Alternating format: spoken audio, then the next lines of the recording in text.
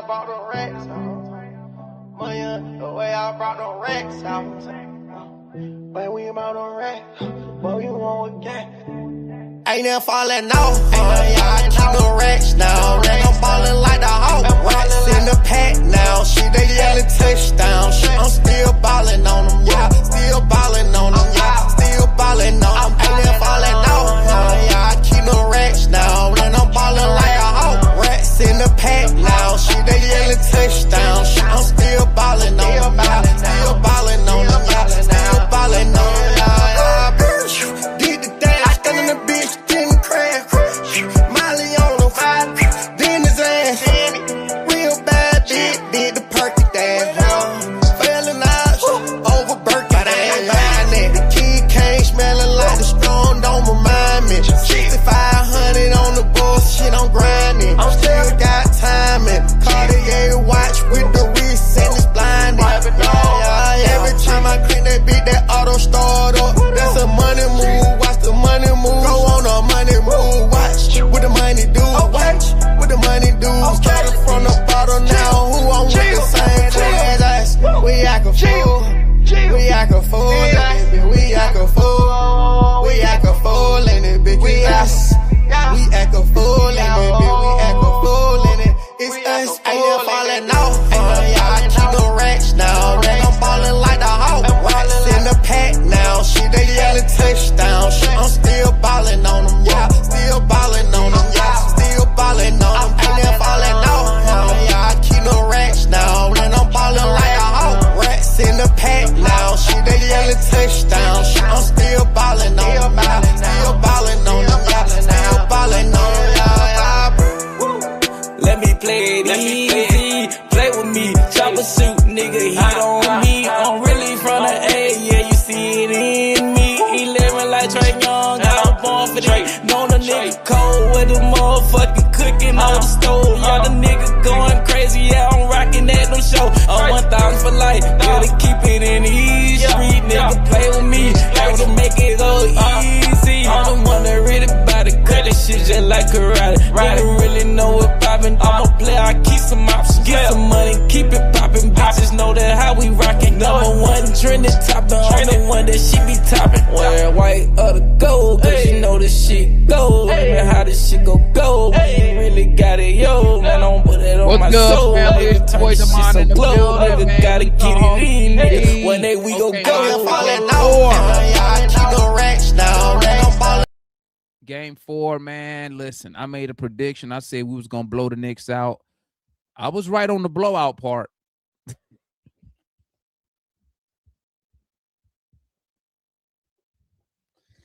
Man, the Knicks came in there and kicked our ass, bro. They really can't. But I'm gonna say this, man. I'm gonna say this game. I think a lot of Hawks fans. Hey, the link is pinned up in the. I pinned the link this time, family. So hey, tap in. I need to hear why we lost this game like this. Okay. We can look at the numbers all we want. Okay. I want to know what your eyes saw tonight. I know what we shot from 3. It was god awful. Okay. God awful. I want to know what did your eyes see on the court? Okay. What did your eyes see on the court, man? That's what I need. That's what I want to hear. Okay, let me tap in with the family, man. I want to hear what y'all say before I even get started, man. I'm going to start with the family first, man. Let's start with our members, man. What's good, my boy? Can you see me? Okay, I got a black screen for more. You see me? Hold up. That's crazy. Hold up, more. Don't say nothing. Stay right here. Stay right here. No, go ahead, because I can see you on my other screen. I got you. Go ahead. I'll do it later. You see me, go though? ahead, my boy. You can see me? Can you hear me? Can you hear me? Yeah. Can you hear me? Hold up, more. Stay right here. Don't leave. I'm gonna refresh the screen real quick. All right. I say I can hear him or whatever. Okay, let me come out. Hey, stay right here real quick, Mike. So I'm gonna come back out and come back in. This is the thing that happened at halftime happening again. Oh, okay. I got you. Shoot, Maury, you went to the game tonight? Nah, I opted out. You opted out. I feel you, bro. Yeah, I Say can't be getting no charges with a newborn, bro. I'm I'm on Jay's. I'm kind of like Jay, man. I thought the Knicks was gonna take the. Well, I still think they're gonna take the series, but I don't want to speak too much on that. But because I am a Hawks fan, but yeah, man, yeah, shoot, I heard all them New York fans in there, bro. You ain't going to the game? Nah, bro. I can't go to the games against Knicks, Celtics, and like Lakers. I can't go to games against them 3 teams. No, I got you. There's too many. Yeah, there's too many other. Nah, bro. I can't do it, bro. He said he might fight somebody. Yeah, bro. I'm liable to lose it or something like that, bro. Don't even think, bro, and just get too caught up in the moment. To be honest with you, I'm very liable to doing that. So I feel you. Okay. Demond, you back? You ready? Oh, okay. It looked like them boys was at Magic City after that last game. That's what it really looked like. Cause I don't know what happened. I honestly do know what happened. The Knicks just came out and they played. It was attention to detail. They just played really hard defense. That's really all it came down to. They played full court pressure whole time. It was very attention to detail. Every guy they put in played hard. They just played way harder than we did. We kind of just came out. Obviously, we're still a new, fresh team in the playoffs. A lot of our players don't have the experience, and they raised their level of intensity, and we just didn't match it.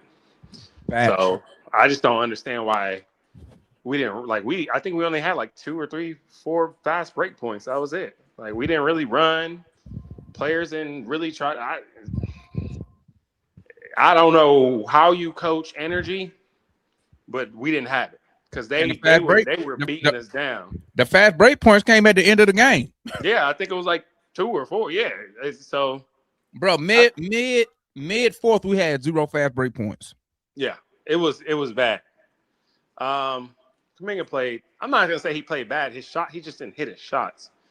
He did take some ill-advised shots, but also everybody else did too. So I agree. I think someone said, I don't know if it was Mike or whoever, like Jalen he just got to learn when to be aggressive and learn when not to. Learn when to look for the pass and learn when, okay, my team, like I need to will this team to getting momentum. Like it's not just like X's and O's. It's like you got to have something more in the playoffs. Like you saw LeBron last night when they were down 6 and Marcus Smart, like the plays that they made to make sure they got that game into overtime. You got to have the IQ to play like that. And I knew this game was a big game because the Knicks knew it was a big game. If the Knicks lost, it was over. Right. So I mean, to them, this was if we lose this, we're done. And what somebody said, I forgot who said it. I think somebody in the chat, they said the Knicks came out and they played with desperation. Yeah. And Atlanta played. And I think that's where you see. I think that's where you see that extra effort and energy from the Knicks at. Yeah. We went out there like we playing with house money. Like exactly. We Gucci. It don't matter if we win or lose. We Gucci. And the Knicks still gave us a chance to stay in the game. We weren't hitting free throws. We ain't hitting easy shots. Lakiel went down the lane, laid it up, hit the back of the rim. Like what? Jalen open on a fast break, fumble the ball. Like what are we doing? It's just the attention to details and the small things that we got to do. And they're going to continue they figured it out. Like CJ and JK are the reason why we've been winning a lot of these games. So I'm going to get a coach credit, man. Game one, they wanted to stop Jalen Johnson. Right. They focused on Jalen. By game 4, they knew, no, we need to focus on CJ McCollum. So they flop and put Hart in them. They putting Hart and all their best defenders on CJ. And that's what I'm looking at Jalen Johnson. I'm like, okay, now you don't have Josh Hart on you. Now I need some type of production. Yeah. Same thing with Dyson Daniels, bro. Let me tell you something, man.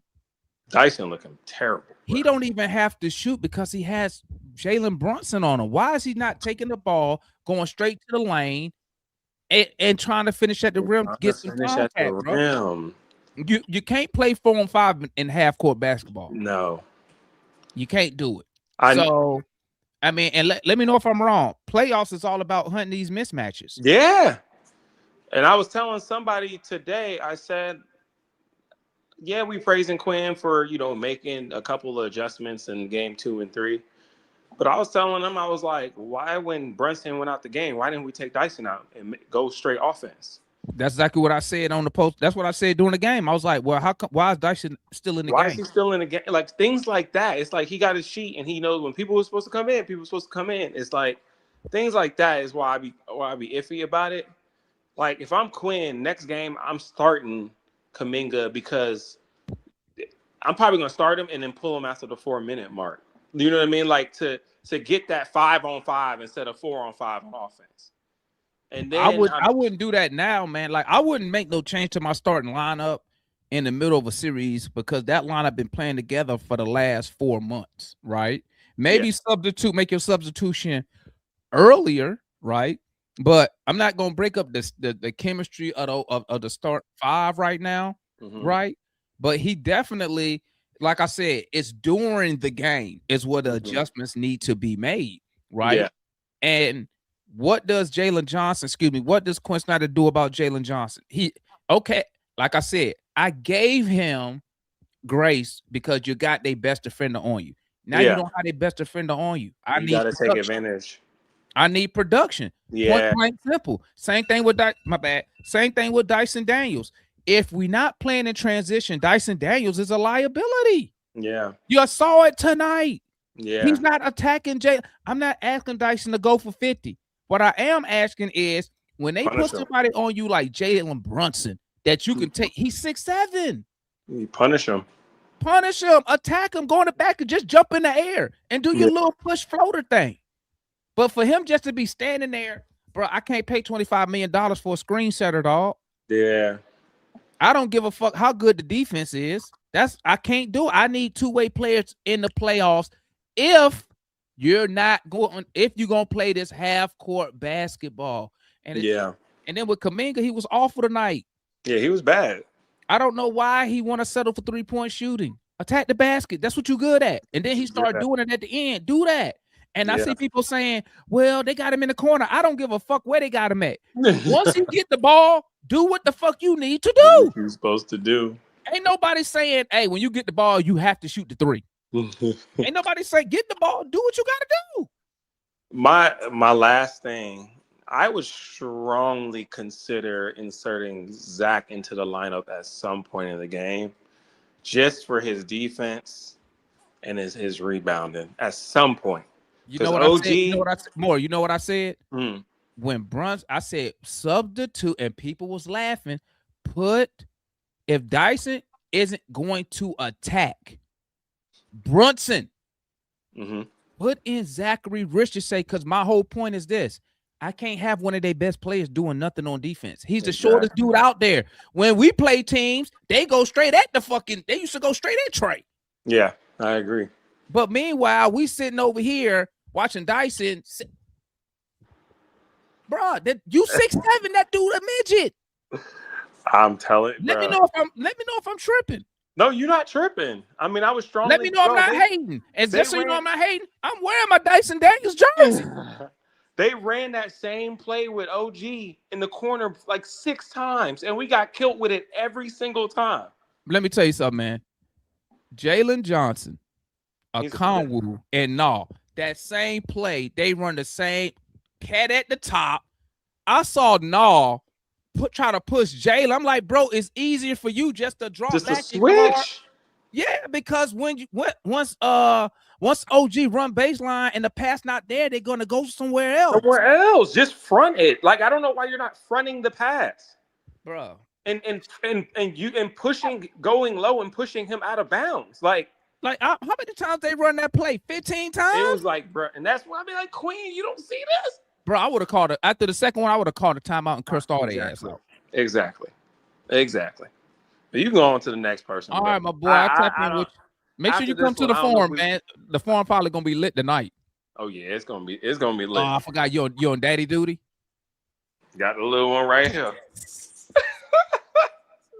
I got a little one right here. You better get your rest while you can get it. So I'll be watching you boys and I'll be commenting. All right, man. That's my boy Moore in the building, man. Salute Make my sure guy. you read my super chats. Gotta support the channel. Hit that like button. That's my boy Moore, man. Salute to my boy Moore, man. Member of the channel. Let's go to another member, man. Marion from the Ave. My God. Hey, talk to me, my boy. Man, tell Moore to show the baby. Show the baby. They like my ass. Hey, they is lighting my ass up on X, bro. This shit hilarious. Man, hey, I'll be talking so much shit on X, man. I knew they was from. You're gonna get talked about tomorrow or tonight or whenever, but we played with absolutely no urgency. There was no urgency to our play, and the Knicks played with all urgency, and that was the difference in the game. I don't care about the referees. I know the referees was calling stuff and not calling stuff. I don't care about that. The point is that it's like in my day, it used to be if it was going to be a fight, it was going to be after school. Everybody knew it was going to be a fight after school. And we got challenged to a fight after school, and we showed up out there like it was a dance fight or something. Because we got out there and they beat us, beat the black off of us. They beat us till we couldn't do nothing. So, you know, it's ridiculous. A lot of our guys didn't show up. But I look strongly at JJ though, man. Come on, JJ. It was too many times he had little man on him. He had little man on him, and he decided to take a three instead of going inside. JK, you got to go inside too. We have an advantage with our wings. We got big wings, and when they switch off on our big wings, we have the advantage on the inside, especially if you got Brunson on you. Anybody that got Brunson on you, if it's Dyson, if it's JJ, if it's JK, whoever. Take that little dude inside and dunk on him. Facts. Take him inside, and if it's Alvarado, take that little dude inside and dunk on him. We played soft tonight. This was soft. It was SAWFT soft. Facts. We was soft, and they took advantage of us. And I heard what Kool-Aid said at the intermission. Kool-Aid said that this is a series and it's all right and this that and the other. No, when you have the opportunity to put somebody away, you put them away. You put them away when you can. Now the series is tied 2-2, and it's just like they held home court and we held home court. We have no advantage. So we got to do what we got to do. And we got to learn how to fight when we've been invited to a fight. They knew it was a fight going on. They came ready to fight. We came out there ready to dance, ready to showboat. We would believe in our own hype. Is the way I see it. We believe in our own press, and we thought we had a win just because we was in Atlanta. It don't work that way. Yeah, facts, you got to fight. You got to fight, and we had to fight. I know. I was talking cash trash. So. Oh yeah, man, because we saw how we was playing. We was playing. It wasn't that we were playing and we got lucky. We were playing good, and they was playing. But tonight we just came in and we didn't play at all. We decided to come in and let them just beat us down. So I'll listen to everybody else. All right, that's the homeboy Mariner Ave. Let's hit another member of the channel, Mr. J. What's good, my boy? What it do to mine? Chilling, ass whipping. That's what's doing it. Yeah, I mean, hey. I was listening to Kevin Garnett and Tony Allen talk before this series. They were previewing different playoff series on YouTube. KG makes good content. Shout out to everybody that tapped in today on the stream. Y'all hit that like button. You know what I'm saying? Salute to the channel. But Kevin Garnett said something about why he was picking the other guys in this series. He was like, hey, it's gonna be a really good challenge for them. We're gonna be a really good challenge for them. But he was saying, let me tell you something about these young and these bad teams. It's like young and bad teams in the playoffs find a way to fuck it up. Winning in the playoffs is a science. And he was like, these young teams, they'll mess around and play the game as if it's the regular season, not knowing it's the playoffs. And I think that's what happened. And it's kind of funny. He said, look, a lot of times the young teams don't know what they don't know, and they try to shoot. They keep trying to shoot the shots, shoot balls, shoot. You know what I'm saying? Saying, hey, we're just going to try to outshoot you tonight. And I think watching tonight, it was just, that felt like what was happening. Just came down to half-court shot making. We just didn't make our threes, and we had too many turnovers. We can talk about this player, that player. CJ and Nikhil combined for 10 of the 18 turnovers. Like, I mean, the play was just not, especially Nikhil, man. 6 turnovers from you, big dog. I mean, you was kind of everywhere tonight. Like, it was Six one play. turnovers, almost had We 6 fouls. Man, it was one play where CJ had a great dig on Jalen Brunson at the half court line. Josh Hart got the turnover. The ball, Dyson throws it to Nikhil, who tries to whip the pass, panic, whip the pass to Jalen Johnson in the first half. Like, it's just the little things. We were always like one play away. Credit to the Knicks, man. They came out there anytime it felt like we was about to make a run. Them being the veteran experienced team that they are, they put it into that. You know what I'm saying? It just is. I Yeah, I mean, feel you. I feel hey, you. it just is what it Hey, is. I agree with everything. I agree with everything you're So, saying, man. I now the agree. series resets. Yep. That's Now what it's zero, happens zero, when zero, zero, now it's zero. 0-0. You're going back. It's the best of three now. You're Yep. going back to Madison Square Garden. It's gonna be rocking.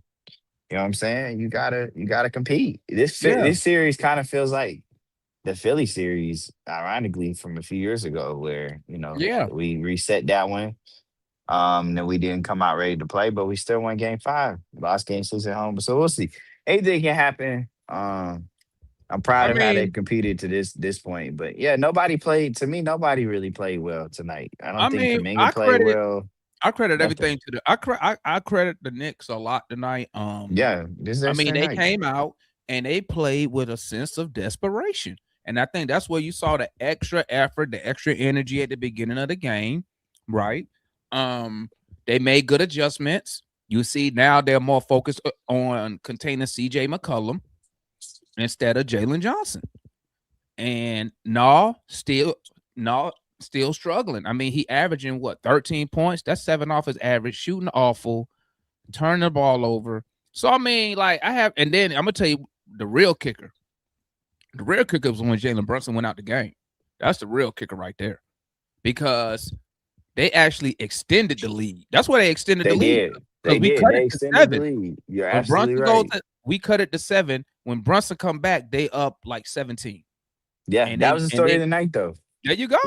We was just one play short. Is There you go. like, I And mean, Nikhil, and I'm happy to see he got it going from 3 tonight. I'm hoping that it's a sign of things to come. But um, yeah, just I mean, Morris said it right. Attention to detail. We got killed by the same action. It's harder to adjust to those kind of things in real time. They're gonna have to watch the film. Hey, I thought Mike Brown was I was ready to talk crazy about him today. He be over there looking just as lost, squinting, looking stupid as heck. But tonight, he got them boys fired up and ready to go, and he managed a good game. So yep. I we'll take mean, this one and let's be ready for Tuesday. all right, that's the homeboy Jay right there. Let's keep it moving. Another member of the channel, but I'm gonna say this to cap off what Jay said, man. You lost the game at the non-Brunson minutes. That's where you lost the game. That's where the game got really out of reach, right there. Instead of chopping that lead down, because we had cut it to 7. Non-Brunson minutes, man. Let's hit another member of the channel, man. What's good, Dougie Doug? What's good? What's good? Chilling, my boy. Yeah, got our ass kicked. It is what it is.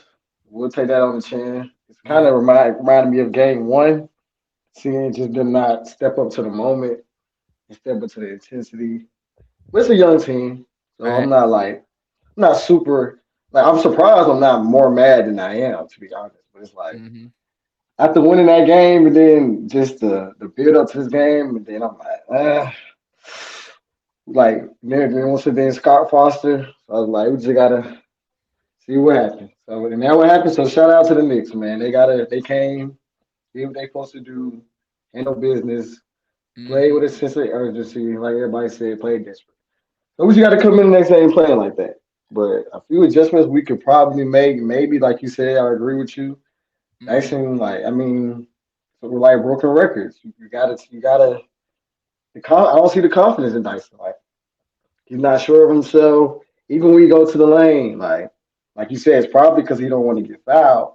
So he's not really going in there with the confidence of me making a layup. He's just going there just to go. You know what I'm saying? Because everybody else is being guarded. So No, it's just a tough series. He's so, like I said a couple of nights ago, he's so frail. Like anything gonna mess him up. Like when he go to the light, all they gotta do is tap. No, he gonna be off track. Kind of how Zach is sometimes. Mm-hmm. So if he not coming off the screens, 1-2 shot, he got to give it up. If he not coming off the screens, put him up, just give it up and reset. Or let him screen, just do something else. Because him trying to create on his own is just not working. It's burning time off the clock. You're losing the ball, whatever. Facts. OG is a grown man, bro. I always fucked with OG from Toronto, but I just hated him because he was always on teams I didn't like, a la Toronto and New York. Like when he was available, I was pressing that button, like, let's go get this man, bro. Because he played, he'll never talk. He had the same facial expressions for the most part.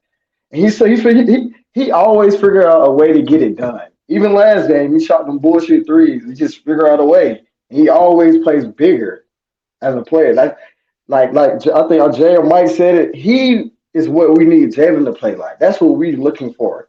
Like OG, play big, nigga. JJ be Mm-hmm. playing too finesse, too soft, too cool guy. Like just got my hair cut. I'm out here for the bitches. Like, bro, we gotta get it. We gotta get to this cup, bro, with some force. Like, I don't care if you get a charge. I don't care if you get an out of control call, bro. That lets me know you trying to get to that cup by any means necessary. Mm-hmm. So it is what it is. We knew JJ was gonna come to struggle his first playoffs. We knew it. So it's like it's in real time. So we just gotta be patient. Like Cam said, shout out to Cam. We can't we can get on him, but we still gotta grain of salt. We still gotta because we know it's his first playoff versus a physical team. So Facts. I appreciate you though, Brody. All Are you good, love. my Hit boy? that like button. Yeah, I'm good. Hit that like button, bro. Let's get it. Game All right. 5. That's my boy Dougie Doug. Let me see. Make sure got another member. Let's roll. What up, my boy? I didn't even Yeah, see you, bro. Juan. I had you up here earlier. I had typed a message. I didn't know if I was late. I'm pretty sure I was. I'm on my iPad, I ain't on my Let me phone. So I just was send like, you. man, I'm gonna send you. I'm gonna just DM you. I'm gonna DM you my phone number on Facebook. That way you can just okay. text me. Because Appreciate it. Yeah. sometimes I don't be reading the private stuff because No, I'll be it's good. It's watching. good, man. I realize there's a lot of members, a lot of fans that want to get on, so it's all good. Allow me 5 seconds to be petty, and I'll move on. Talk to Everybody me. keeps saying, Talk to me. You got 4 minutes, my boy.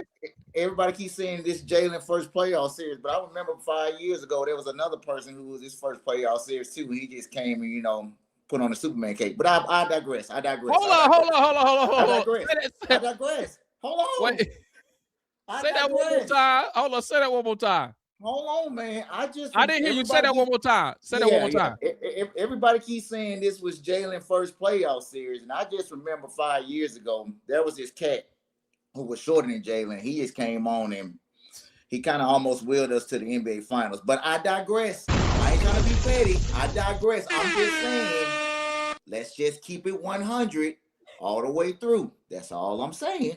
That's all I'm saying. We got Petty Juan in the building. I digress, man. One person was 6'1", the other person almost 6'10". I digress, and he won. And he kept real winning quick before you start, real quick, because Yeah. I know you're a big ass fan. Real quick, hey, your boy did it last night, bro. Who? Braun. Oh yeah. I watched that Braun. whole game, man. That boy cold, bro. That boy. He had two Hey, that boy out there. turnovers the last 30 Hey, seconds. Juan. We got Braun out there like a Saw Major age out there. Yeah, he had two turnovers, and then he got the steal and then hit the clutch three. And I was like, man, you can't take him off your the boy team, did that, man. man. You know what I My mean? bad, man. I had to ask you that because I know you're a big Braun fan. Yeah, I've been watching all the playoffs games, Damon. Yeah. I watch all of them when I can. Did you watch? You watch this one? Yeah, you know I did, man. Damon, I think every member keeps bringing up the same point of the game in the third quarter where Jalen went down with the twisted ankle.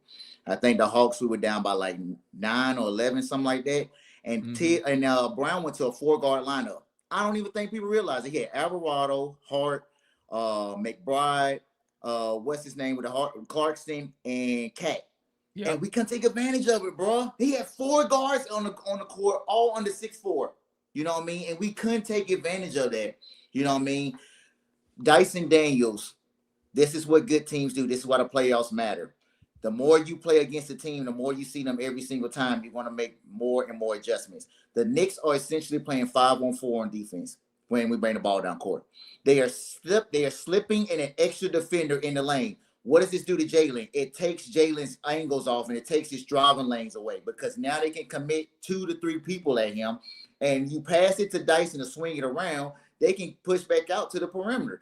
Because Dyson is afraid to shoot the ball and he can't shoot the ball, it's easy for them to scramble around and play better perimeter defense. That's number one.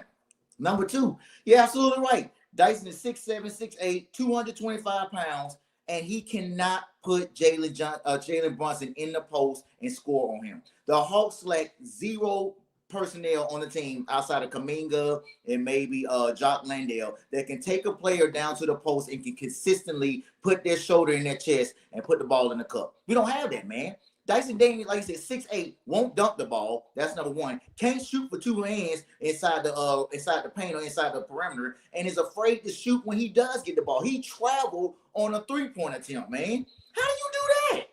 How you travel on a 3-point attempt? You know what I mean? Like, that's sad, bro. You know what I mean? So CJ McCollum is the only dude that can score in the half-court offense, man. He's the only dude that knows how to read the angles. He can slip away, and he can shoot the ball, draw a foul, and shoot a mid-range jumper. No, he shoots a lot of threes. You know, Nall can get to the cup. You know what I mean? When he's on, he can hit as well. But consistently throughout this series, CJ's the only one that can score in the mid-range game. I said it in We Talk Hawks home group. I said Karl Anthony Towns, if he played his height and he played his weight size, he can destroy us. And tonight, he absolutely did so. The previous game, he almost had a 20-20 game in under 31 minutes. And it was a plus 22. Tonight, Jalen Johnson, man, was a -17, -18, I think, which was the highest, which was the worst on the Hawks lineup tonight. The fact that he's getting outplayed by Josh Hart and OG Anunoby just shows me he's got a lot of growing up to do. Or he's not ready to be the alpha, Damon. You know what I mean? He may not be an alpha mentality. He may have to grow into an alpha mentality. I don't know. What is your more concern with Jalen, offensively or defensively? That's hard. If you had to pick one, I know you can make a case for both, but if you had to pick one, what is your main issue? Offensively, because he's the all-star. And all-stars show up when you need all-stars to show up. And he's living on a perimeter, Damon. Every single offensive possession in the half-court set, Jalen is on the outside at the 3-point line. He doesn't never cut baseline. He never posts up and asks for the ball. He's never in the mid-range game. He's afraid to take it to the cup. And I'm like, Jalen, you got to attempt to take it to the cup, man. How are you going to draw a foul if you're afraid to take it to the cup? You may not get the call, but you keep doing it consistently. You're going to force the refs to call on you, man, because they can't beat you up. They can't grab you. Hey, Juan, you know what somebody said in the chat during the game? What's that? When we threw the ball to Jalen on that break and he fumbled and slipped and fell. Yeah. You know what somebody said? What's that? They said, damn, we got Jalen Richardson on the team, man.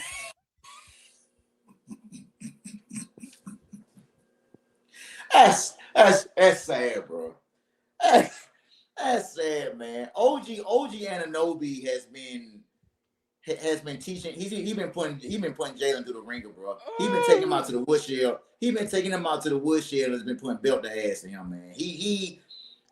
I think somebody else made a good point too. They said that Jalen Johnson should be dominating like OG is doing. Yeah. Damon, you said at the top of your when you first came on, New York ran the same head screen with OG Anunoby on Jalen Brunson 5 times, and Cat found him 5 times for backdoor cuts. How do you let the same play happen over and over and over and over and over again, and you don't call out? Usually, smart basketball players know if Jalen Brunson is going to come down and set the screen on a perimeter on the corner, that probably means the head screen is coming for him to go backdoor or the back for a 3-point shooter, because OG Anunoby has increased his 3-point percentage this year as in the corner to 40%, man, over 40%. This is his best 3-point shooting year statistically in his career. And the fact that you don't know that either he's going to go baseline or he's going to step out for that corner 3 lets you know the Hawks not paying attention to the personnel on the floor. That's all I got. I'll wait to the open forum. We got built to ass. New York had to play like a team that was desperate to win, because if we would have went up 3-1, they know it would have been over. We still in this thing. We got to go to New York, back against the basket, and we have to play desperation mode. We got to play like we want to go to the next round. All right, that's the homeboy Juan, man. Hey, y'all know I said Hawks and 6, man. So, all right, let me make sure I ain't got no more members to tap in. That we're gonna tap in with the rest of the family. Real quick, hit him, got him, blah, blah, blah, blah. All right, let's tap in with the rest of the family, man. Let's start with my boy Matt. Yo, everybody say happy birthday to Matt. He a unk now, baby. Oh, happy no, birthday, I'm not Uncle that Matt. old. I'm not that old. Matt is now today makes Matt officially an unk.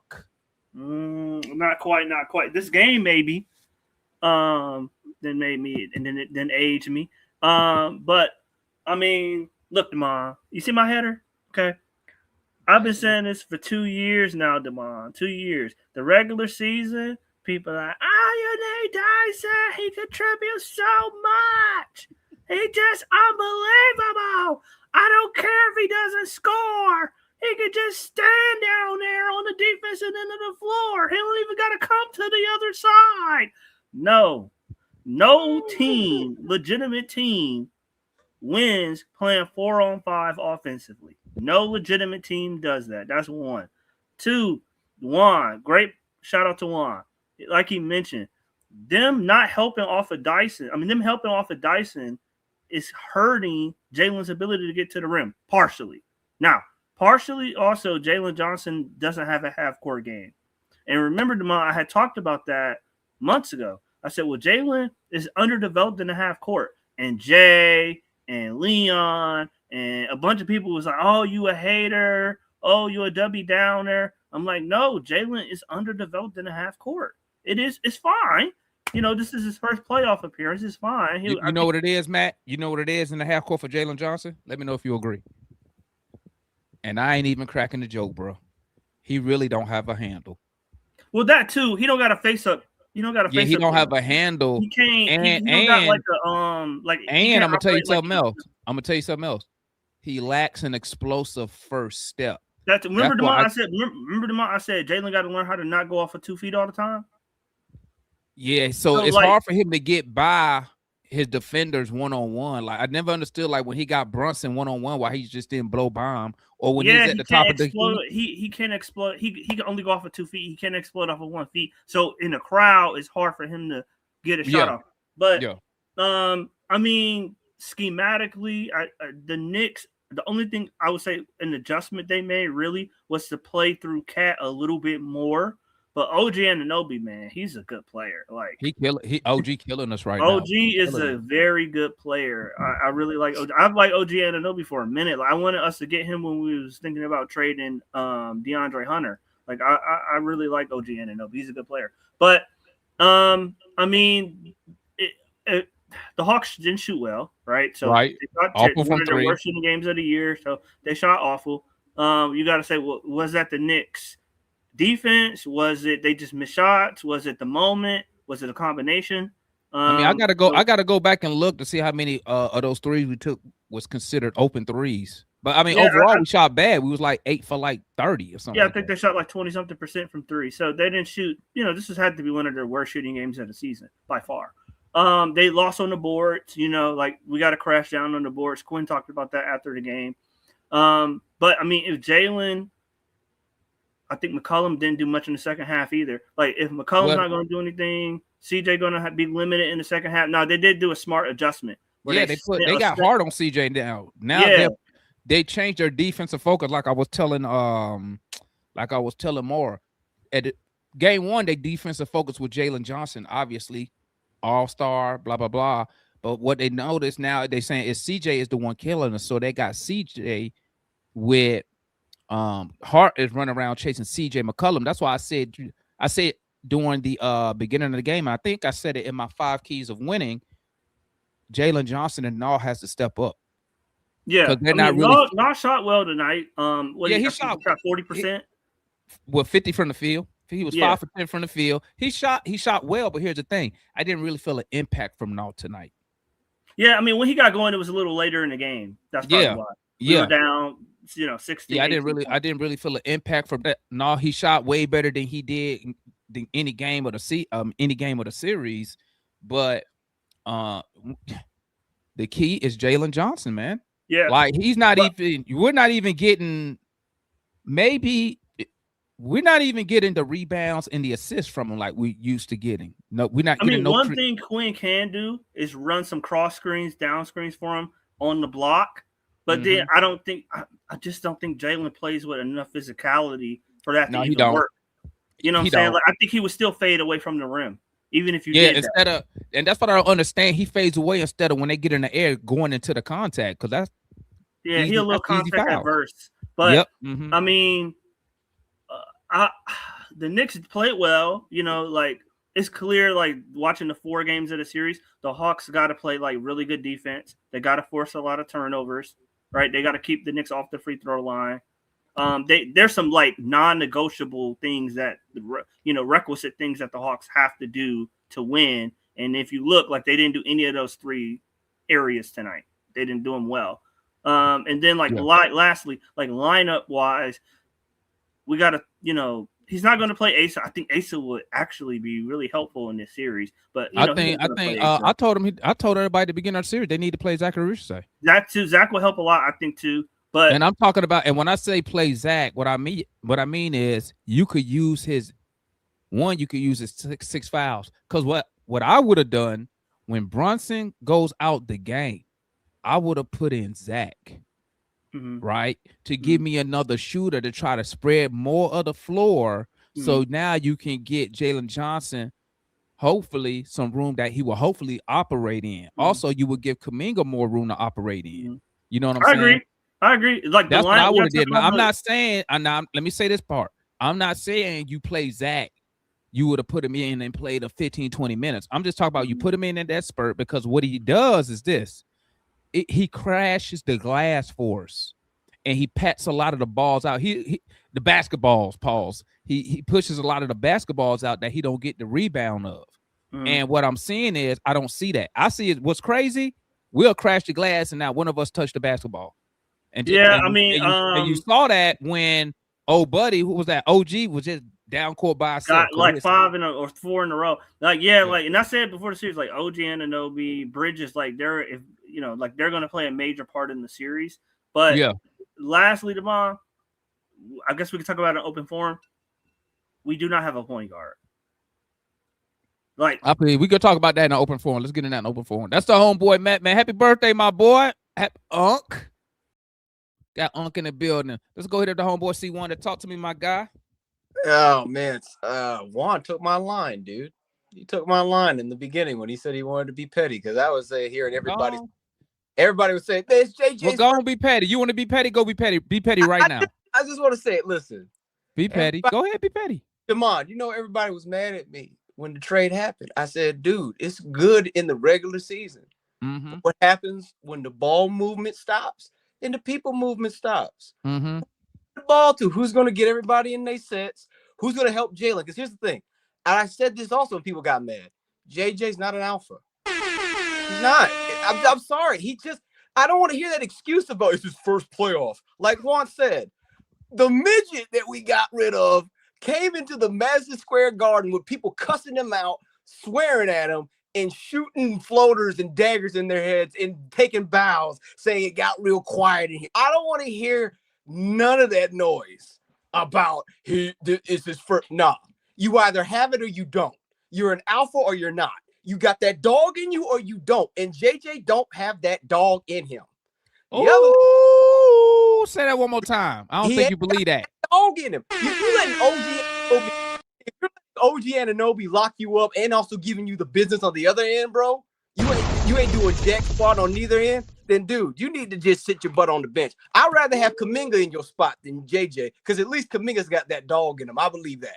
Ooh, see, Juan is getting fire today. The other thing, as much as I love this in, okay, go ahead. The other thing I also want to say is, if I see Dyson not take a dude that is half his size off the basket and go into the paint, I'm gonna lose it.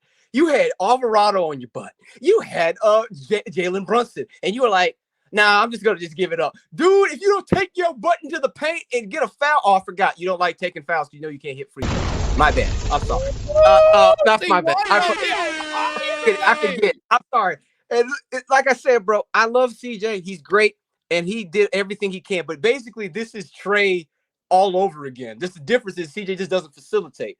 I told you guys. I kept saying it. I kept screaming it. You need him in moments like this. You need Trae in moments like this because he knows how to settle everybody down. He can help do pick and roll actions with JJ, pick and rolls actions with Kuminga. Don't sit here and tell me you wouldn't want to see Trae and Kuminga in a pick and roll action. All righty, let me keep it moving. C Wonder, that's the homeboy C Wonder. Ooh, C Wonder been waiting for that, bro.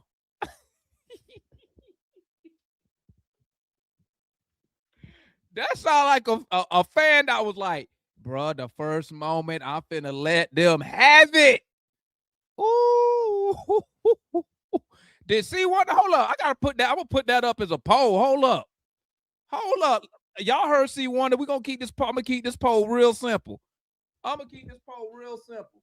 let me know how y'all feeling, chat. Y'all let me know how y'all feeling. Give me 1 second. We're going to keep it real simple with this poll right here, man. We're going to keep it real simple with this poll right here, man. Y'all tap in. Let me know what. Ooh, C Wonder cooking. Let's go to the homeboy John, man. What's good, my boy? OG John in the building. I'm going to tell you right now, John, before you even say something, we got beat up. Look at you.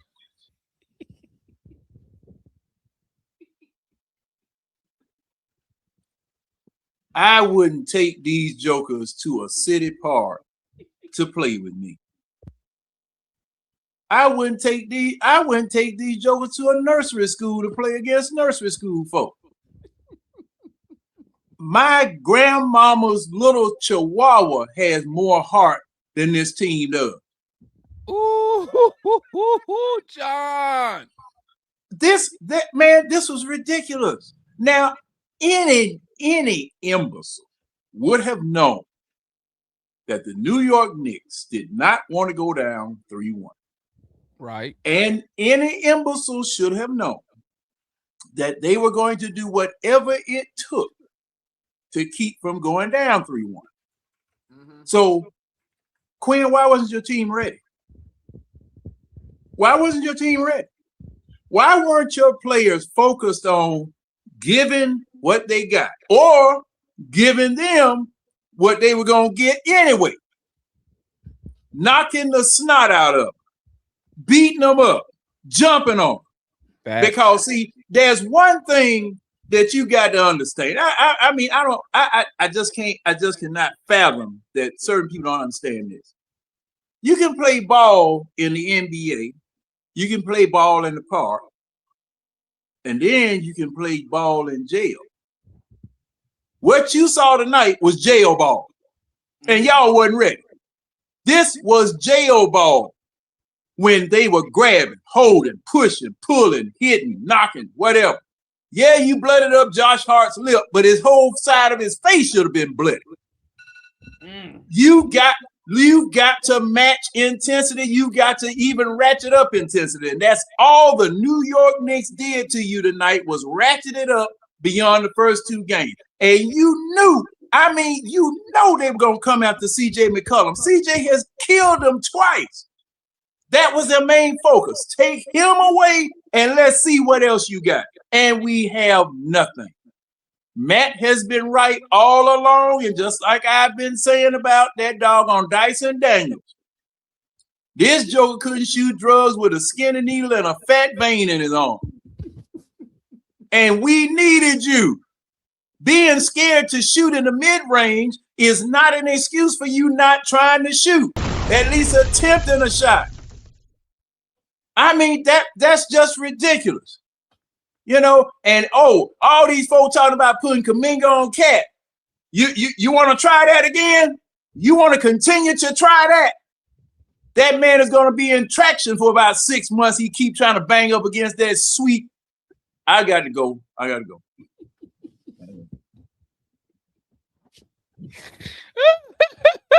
That's OG John, man. Hold on, we got another member of the channel up in the building, man. Let me tap in with my boy. What's good? What's good, man? What's good, bro? I ain't gonna lie, y'all. I've been drinking, bro. Hey, you seen before the live ended? Wait. Were you drinking before the game, or did the game make you start drinking? Nah, man. Before, after, through the game. Nah. See, that's the thing, though. I ain't tripping like most fans, bro. Right. It's crazy how Joker sit in the background, wait for a player to have a bad game in a key moment, and then start shouting. Ooh. We had Trae. This would have never happened. But we would have lost 168 to 98. Cause that nigga can't defend nobody. Like, come on with all that, bro. And I ain't even trying to make it a Trae thing. All this ain't an alpha thing. LeBron scored 8 points in the final game. Does that make him not an alpha? And that wasn't even his first time in the finals. But does that make him not an alpha? People go through games where they struggle, bro. I told y'all before the series started that more than likely he was going to struggle. And I'm looking at next year to see how he will look in the playoffs of consistent playoff appearances before I judge and sit here and say if he an alpha number one player on the team. That's all I'm saying. But they hop on a live and then just shit on folks when you had 8 years of a guy and you never got this many wins in a season. Trae Young ain't never won 46 games in the Hawks uniform. Got you a conference. He won the first round, second round of the playoffs. I hear you. I hear you. Mean, that's the point that they make. Hear you. I get it. I get it. But players are different. The difference you got to look at is he's always been doubted, undersized player, prove it. So when he got to the big stage, it's like, prove it. Jalen ain't never been doubted. Everybody knew the talent he had. Well, that's probably that's probably because he'll quit. But I'm saying it's a deer. Right? I hear you. You can say quit, but COVID season, come on, bro. I can't judge off a player, bro. Okay, COVID was the same time. What about high school? I don't know about high school. Okay, research that real quick. I know about high school. I know you did. I know you did. You tried. Because people. Look, you reading too deep into it, bro. So you think the man really went on the court and quit on the court? Here's the thing for me, damn. I always tell people this. I judge players per game. I'm talking about this game. So I didn't say he not an alpha. What I did say is this: he didn't show up tonight. He didn't show up in game one. Hey, and what I'm saying is when Bron scored 8 points. Didn't I say I give him grace because in game 1 and 2 he was being guarded by the best defender. Matter of fact, you can ask the homeboy in the chat. Demond, you think Josh Hart's a better defender than OG Anunoby? On Jalen Johnson, yeah, because you don't think he locked JJ up in game 1? Because that's what his primary defender. But I'm just saying overall, I'm just going the by better defender. I'm asking you a question, Demond. Who's the better defender, OG Anunoby or Josh Hart? Not talking about who guarding who. Not about who guarding who. Who's the better defender, OG Anunoby or Josh Hart? Probably OG. But what I'm telling you ain't no probably. It's OG Anunoby. This is what I'm saying, though, Dan. This is what I'm saying. Okay. I give you grace being guarded by the best defender, right? I give you grace. But now when they shift and say, we want to stop CJ McCollum, now I need to see something from you. I can't sit here and say, just because you being guarded by OG and Anunoby, you shouldn't give me no type of production? Demond, what I'm asking you and other fans is this. When LeBron James scored 8 points in the finals, and this is not his first time in the final appearance, does that mean and they lost that series? Does that mean he's not an alpha? What finals was that? What against the Mavericks? That man did not show up. Okay. I think he had like 8 points in the finals. In a final game. End of game, 8 points. Okay. Does that make him not an alpha? Is that the same playoffs where he blew out, where he dominated against the Celtics in that closeout No, game? It doesn't matter. He lost the final. What I'm asking you is, does that make you? Go ahead. Does that make listen? Does that make you not an alpha? And this is Jalen Johnson first time as the guy in the playoff appearance. I told you it was going to happen. It was going to happen. Listen, you need to be talking to the chat. What did I say? I judge players. I'm talking per game. I'm not talking about his overall. I'm talking about where was he at game 1 and game 3. Hey, right. And that's why I said, damn, game 1, I give him grace because they targeted him because he was our best player.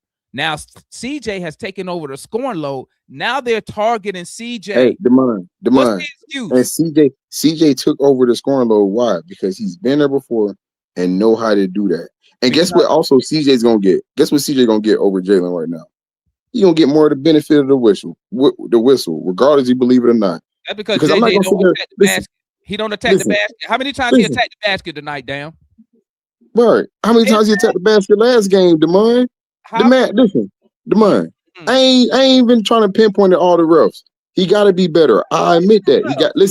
Demond, he got to be better. What I'm saying is, you already know they don't want us there in the first place.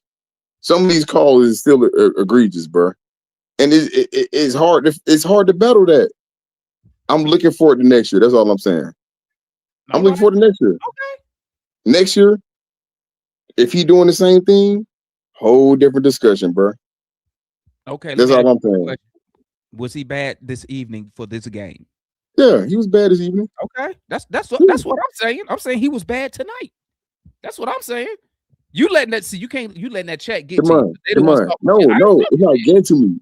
I came on here last time and told you what. I still don't feel confident that we should win the series. I just want us to get the experience, bro. All I'm saying is this: if he is going to be considered our best player, when they don't have their best defender on him, I need some type of production. CJ, you just told me OG Anunoby's the better defender. Bro, you just told me OG Anunoby's the better defender. Okay, but what was he at in game one then? So since He's Josh Hart, listen. Hold on. I'm glad you said that, damn. Since Josh Hart guarded him in game one, where was he at? He had 29 and 3.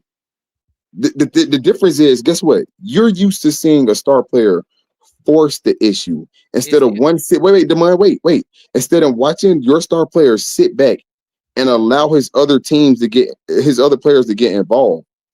Because that was a knock on Bron. You wanted Bron to take over games, which he eventually did after certain playoff series, after he had his blunders in series. After the next year, he'll come back and he'll do something crazy. He start taking over. Bron was in the finals, what, year 2 or year 3? Year 3, I think. Okay. Let's not compare Jalen with Bron. I'm not comparing him to that. What I'm saying is, okay, I'll just make he had his moments where he didn't show up, and he had to grow and come back the next year. This is that man's first moment. But are you trying to tell me, before we move on, are you trying to tell me Cleveland Cavalier fans wasn't mad at LeBron when I'm not saying he wasn't mad. That's what I'm saying. Hey, but listen, Demond, I'm just saying people going with the Trae thing, but after that one finals run, we've been in the playoffs. Listen, we've been in the finals, we've been in the playoff runs twice with him after that finals run. He didn't do shit. Damn, that's what I'm saying. He didn't do shit. You need to be talking to C. Wonder. C. Wonder said that. I didn't say I ain't gonna lie. Listen. I see none of C. Wonder chat. I see none of C. Wonder chats. That nigga is blocked. Only heard what he had to say because I tuned into the show. But his comments and I can't. He's one of the fans. He cool and all. I can't talk basketball, bro. He takes me. I'm just saying. I didn't bring up the Trae stuff, man. Man, fans are wild. Man, next year is the year, bro. Okay, man. That's my boy, Dan. Oh, my bad. Was you done, Dan? My bad. Yeah, I'm good. Okay. That's my boy, Dan.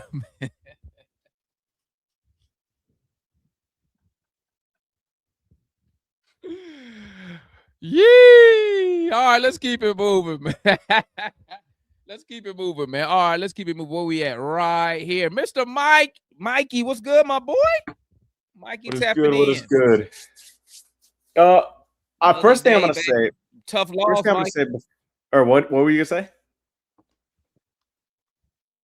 But I said tough loss, man. Oh yeah. Like first thing I'm gonna say, because I want to get this out of the way. Credit to Mike Brown and the Knicks for recognizing. Finally, it took them 4 games. Okay, it took them 4 games, but they recognized that the Hawks cannot defend Karl Anthony Towns. They played through Karl Anthony Towns. Jalen Brunson, and look, Knicks fans have said this, and I've talked to a bunch of Knicks fans, obviously, since this series has started. And I agree with a lot of what they say in this sense. Jalen Brunson is their floor, but Karl Anthony Towns is their ceiling. And look, Karl Anthony Towns didn't even dominate tonight in the points category, but the way they gave him the ball on the block, the way he was able to play make, the Hawks just couldn't defend that. And I think that could pose some problems for the rest of the series because they finally realized that. Because Dyson and Nikhil are such great defenders on Jalen Brunson that he was dribbling the air out of the ball the first 3 games of the series. They were terrible. He was terrible. But they just won without Brunson having a good game. And I think that could pose some problems for the Hawks because they realized it. But now let me get to the Hawks stuff. So, yeah, Jalen Johnson, obviously really bad game. But the team mistake is you're not going to win a game. You're not going to win a game when you shoot as bad from 3 as the Hawks did. What was it? 10 of 41 from 3 with 18 turnovers and 2 fast break points with 4:53 left in the game. The Hawks especially are not going to win a game because they predicate themselves on running in transition, forcing turnovers on their opponents, and shooting the 3 ball well. All 3 things they did horrible tonight. So that's going to lead to a blowout loss. Thanks. That's I think it's kind of simple there. One thing I think the Hawks have got to do better, especially Jalen. Like, I mean, and a ton of people have talked about it already, is the defense on these off-ball screens, especially in the corner on OG Anunoby, just beating on back cuts. That stuff's just mental communication stuff. That's got to be just fixed easy. And but the offense, we so many fans have said this, like CJ McCollum, as great as he's been in this series, and he's been amazing. He deserves every bit of credit that he's got. He didn't have a great game tonight, but obviously first 3 were amazing. He's not going to win you this series. The Hawks are not going to win this series if CJ McCollum's their best player. It's got to be Jalen Johnson. And I think we saw some of that tonight with how if they limited CJ like they did in the second half, Jalen's got to be the one to be the aggressor and take a step forward on offense. And credit to the Knicks. I think their ball pressure was really good tonight, but Jalen's just got to be better in that category. If he isn't, this is going to be Knicks in 6. But we all knew, but a lot of Hawks fans, Knicks were saying Knicks in 5, gentlemen tweet Knicks in 4. We all were saying this was going to be a long series, guaranteed at least 6 games now. So that is something that I want all Hawks fans to take away from this. I try to be a voice. Right. Hold on one second, Mikey. Hold on one second, Mikey. Hold on one second. Hold on one second. Hold up. Hold on 1 second, Mikey. Hold on 1 second. Hold on 1 second. Hold on 1 second. Hold up. I'm gonna bring you back on, Mikey. Hold up. For some reason, my internet started tripping. Hold up, Mikey. Can y'all hear me? Can y'all see me still? Hold up real quick. Hey, Mike, I'm gonna bring Mikey up. I gotta reset it. I don't know why my internet tripping today. I'm gonna bring Mikey up so we can finish. Let me just I'm about to say it. All right. But I can hear you and see you though. But okay. All right. I'll be right back. What up, Mikey? Go ahead, Mikey. What up, Mike? But the main thing of this season is the Hawks pivoted off of a Trae Young core. They made the playoffs. They gave this young team at least 6-game playoff series against a good veteran, playoff-tested, battle-tested Knicks team. If you take anything out of this season, that's something good for Jalen Johnson. That's something good for Dyson Daniels. Something good for Jonathan Kuminga, who hasn't really seen that since 2022. His sophomore season in the league, I think that was. And good for Nickeil Alexander-Walker to be as a third secondary, tertiary option, whatever you want to call it, on a playoff team. So it's only going to benefit that. So if the Hawks do end up losing this series, I don't think there should be mass hysteria or whatever in this fan base. That's for sure. Yeah, I mean, I don't think it would be any mass hysteria or should be or whatever. Fans just in a moment, and we want to win and stuff like that. Yeah, I understand that. But I think overall fans, I think have the bigger picture. I think in sight, I guess you'll say. Mm-hmm. But anyway, I mean, I was listening to you. I mean, you made good points though, Mikey. You know what I'm saying? I mean, I don't know, bro. Real talk, in my opinion, man. And I just been saying I hate to sound like that though, probably go to the next person though. But bro, this series so far though, each game, bro, it's just about who's gonna be more physical, in my opinion, bro. Yeah, the Knicks just straight up dominated the physicality part of the game tonight. Yeah, I mean, you just lost that from jump, man, and I mean, I don't want to I don't want to sit here and try and get on Quinn or anything like that though. But No, I it don't wasn't. know if he didn't let it, but it just to me, just the only message to make and have going into this game is like you're gonna have to answer the physicality. Like they're going to play desperate. They're going to fight. They're going to claw. They're going to do every single thing. They're not going to allow you to get anything easy. And and the refs ain't going to call anything or whatever. So it just is what it is. You boys got to go out there and fight. I don't even think Quinn did anything like majorly wrong. I think the players just didn't play up to the Knicks level of physicality tonight, to be honest. I agree. And I'll say the same thing or whatever. I mean, the Knicks, Mike Brown might have did a couple things or whatever, and I heard you, acknowledge those things. But like at the end of the day, I honestly don't even feel like those were like adjustments or things that really should have like killed us or beat us to it. Like what really just beat us was the fact that like they were just, just consistently more physical than us, in my opinion. So, that's me. But anyway, yep. I think we still got some more. Yeah, you gonna be around, Mikey? Yeah, you can go to the next person. I'll see. It depends on what time Tim gets home before we start recording. If I can make it open for him or not, but I'll see. I got a feeling this might be one of them 3 hour, 4 hour shows. We'll probably be up here by the time y'all finish, man. Hey, if you are, I'll come back in. All right, bet that. All right, let's keep it moving. Who we on? We hit John. We hit Matt. What up, Kool-Aid? Hey, man. Look, man, it's a series, guys. A series. We are ahead. This is what I'm telling you, man. Now we just have to win 2 more. That's it, man. So let's think of not just this one game. We should be. We should be worried when we get to game 7 of the elimination game, guys. Until we there, let's just take this chill pill. Okay. Now, but I want to say this though about Jalen Johnson. Jalen Johnson was drafted to play with Trae Young. He's supposed to be the new John Collins when he was drafted, to play as a package with Trae Young. He is not a number 1 player that's supposed to be the one that you go to. Now, if you want to play him and go back and have CJ to start looking like a CJ to be the point guard, to start getting him involved, that's a whole different story, because CJ can do that because he's going to be drawing so much more attention in the next 3 games. Okay. Mm-hmm. And at first, y'all sit there and told everybody, and everybody told everybody that Jalen Johnson is the man. He like a LeBron.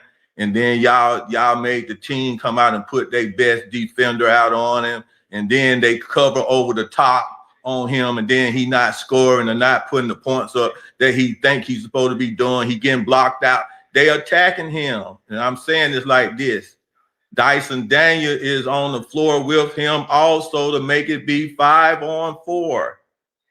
Y'all always go at Trae Young in Miami. You know why Trae Young looked so bad in Miami? DeLon Wright. He was the Dyson Daniel. He couldn't shoot the 3. He couldn't do nothing. So what they do? They defended 2 on Trae, 3 on Trae. Cause what they do? They just sit over there and left DeLon Wright in the corner and say, "What you gonna do, DeLon?" And that was the problem. That's what you get tonight with Jalen Johnson. He don't even have the ability to be a leader as for taking people off the dribble, dribbling the ball and going down in the paint. He don't have that ability because he's a player that was brought here for his ability to be like a John Collins to Trae Young. When y'all start talking about we're going to build this team through JJ, bad decision. Because he don't have it in him. You got to go get a guy they're going to do that. And this is my last point. I am sick of Quinn and his vets. We get them every time we trying to win off of Quinn vets. Now it's CJ. Last year was the big bust and whatever that dude name and all his other little vets. Now he got a new vet crew. Kisper. What's your point guard coming to Gabe? We always trying to win. Quinn trying to win with these vets, and I'm sick of it. And y'all keep thinking we gonna go somewhere. Now next year, he gonna get another crop of new vets. And let me say this, and I'm gonna really shut this time. The reason Jalen Johnson is behind because when Quinn came here, he played your boy over him. That's what, and now he behind. I told y'all this man, he behind. Now, now we leave Jalen Johnson alone, man. All right, that's the homeboy Kool-Aid, man. Letting us know. Let's keep it moving, man. We got the homeboy Larry in the building, man. What's good, my boy Larry? If you're not tapped in with Larry, go tap in over there with my boy Larry over there at the Dixon Way. Talk to me, my boy. Let me try to restart. Let me try to restart. I'll be right back. Oh, okay, Larry. Okay. Must have had a bad connection right there. Okay. All right, let's keep it moving. We're gonna keep it moving with the homeboy X. What up, good? What's good, X? Talk to me, my guy. I see a lot of victory lapping tonight, and I don't like it. I'm gonna keep it a bean, Damon. I'm gonna keep it a bean, dog. I see a lot of BS victory lapping, and a lot of people not holding people to the fire because they favorite or they butt buddies with them. No, hasn't had a good series at all. We have one. I'm just a moderator tonight. I'm just a moderator tonight, X. Damon, I appreciate you. But I see a lot of victory lapping. Oh, I've been saying this about Jalen since day dawn. Okay, and? Oh, man, yeah, I've been right about Dyson since he came out the womb. The hell? Hold everybody's feet to the fire. Nall right now looking like a removed cousin from the Alexander family. He ain't played a game right now that I can recognize to save his life. Okay? Oh, no, not Nall. They gonna disown him if he keep playing like this. Okay? His best game of the series tonight was because he had 3 threes in the first half. 3. This is a brother this year has averaged 20 plus against the Knicks in every game he's played. He has yet to hit 20 against them this series. Case in point. OO should not be losing on foot speed against Cat. I'm sorry. Can't happen. Your only reason of being out there is because you are a switchable defender. And we can't switch you out on Cat on the perimeter. That's a problem. Let's hold his feet to the fire. And then Quinn. How is Mike Brown, who over the last 48 to 72 hours been called one of the worst coaches in Knicks history, his job has been threatened on the line, and they have Knicks fans literally asking for Tibbs to come back. He outcoached you tonight. He came out with the same exact play to start the quarter, 3 consecutive quarters, and you had no plan around it. Damn. No conversation. Hold on 1 second, X. Hold on 1 second. Hold on 1 second, X. Hold on 1 second. Damn, my shit is tripping tonight. Hey, Mike, you got it for me? I gotta hold on 1 second. All good. All good. Yeah, I got you. All right, I'm gonna go switch to my laptop, man. I don't know what my computer doing right now, man. Hey, Let me try to tell you to go to the garage. Got better signal. I don't know why my shit is tripping, man. Let me switch to the laptop. I'll be in the garage, man. Damn. I'm trying to be professional, man. My bad, X, man. I don't know why my internet is tripping right now, man. I'll be right back, man. All good. You got it, bro. Go ahead. Nah, man. Once again, I hear people who I hear the conversation after game 4. I hear the adjustments that need to be made. Moreover, I don't think it's an adjustments thing. The Knicks just came in with more desperation than us tonight. You had Mikal Bridges cussing out Dyson from the first quarter. You had Josh Hart picking up texts for absolutely no reason. They played with an energy tonight that we did not have. And you had a young team who may have thought that they were just going to lie down because they were down 2-1 and we were at home, and thought you had a normal advantage that you typically would during the regular season. This is not the regular season. So, yeah, I mean, bro, victory lapping after game 4 of a 2-2 series is an interesting decision. That's something that's interesting to me because you still got a long series to go. And what happens if they end up winning the series, then all of a sudden the victory lapping is quiet? I don't know. You know, hey, look, that's not my vibe. But got to go win in New York. Got to take one game in New York, whether it's going to be game 5 or game 7. So you've done it before. I'm really looking at. I don't mean to just put it on Nall But for everybody that keeps talking about, well, let's get Dyson off the floor. Cool. Is not going to be able to, one, handle Brunson, and two, actually score on the other end enough for Dyson to be off the floor. If he can, then cool. But right now, you haven't seen enough in the series to suggest that you could just be Dysonless and let Nall handle Brunson and on the other side be able to give you anything in the points variety. Let's just call a spade a spade. That's why Dyson is on the floor. Because there ain't nobody else playing defense. Not a soul. And Tony Bradley, the only people giving defensive effort on a consistent basis. And that's it. I'm about to say not just for the defensive reasons though, but to be real with you, you need Dyson for the play point guard or to play guard, because I mean I don't condone dribbling against pressure, but Dyson helps you with that, man. I mean, when they removed Dyson tonight, the Knicks went to a full court press. They put Jose on CJ. They made him dribble up the floor. They made him turn several times. They were trying to take his legs away. When CJ has to then be put on the ball, when Nall has to then be put on the ball, the Knicks are licking their chops to be able to put pressure on them, take their legs away, so they don't have it.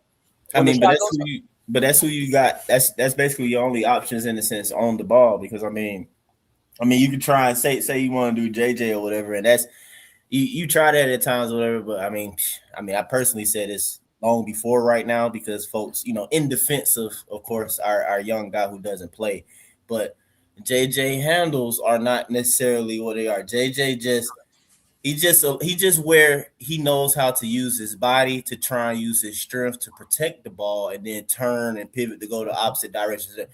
But in playoff time and stuff like that, when niggas just straight allowed to jam you like it's football and DBs playing 5-yard coverage and do whatever. But I mean, that's just what. But that's what I'm saying. Technically, not supposed to dribble against that. But when that's the case and happening on JJ Brown, he can't do crap against Hart, and I don't expect him to. I want him to go down and use your body, pivot, turn 12 feet and under, and body this nigga and call for the ball and go to work. No multiple dribbles, no nothing. One power dribble to the goal, whatever, bro.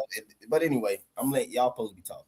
No, you're absolutely right. But you're correct, because at the end of the day, the one thing that I need JJ to learn, and it's something that's going to be a part of his maturation, that if you're not going to develop the game to be able to work outside in, then you need to become a guy that forces the issue physicality wise, that leads to you shooting free throws. The one thing that I do know about him is that he's a good free throw shooter. So in the sense that you can't get downhill with your dribble, you have to force the issue on the block. You have to force those refs to call the fouls. It's not going to be pretty. It's an ugly game. Hell, Julius Randle been doing it for the last 7 years. But that's what you got to do. I'm not saying that he's going to be Julius Randle going forward, but we watched Julius Randle in his first real playoff performance against the Hawks try to do this. He looked horrible. For the remainder of Julius's career, he has, for the most part, decided to just be bull in the China shop. He's like, you know what? All that cute dribbling stuff, I can't get with it. I turn the ball over too much. So I got to get to the line. I got to foul bait. I got to be a monster on the block to get any chance of getting my points. Jalen, take some notes, brother. That might be how you have to work, at least for right now.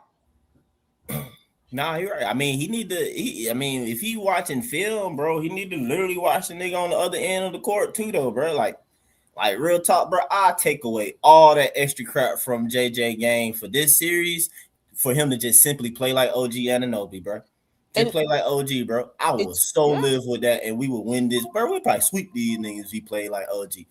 And it's what makes OG, and once again, but this has also been a part of OG's maturation.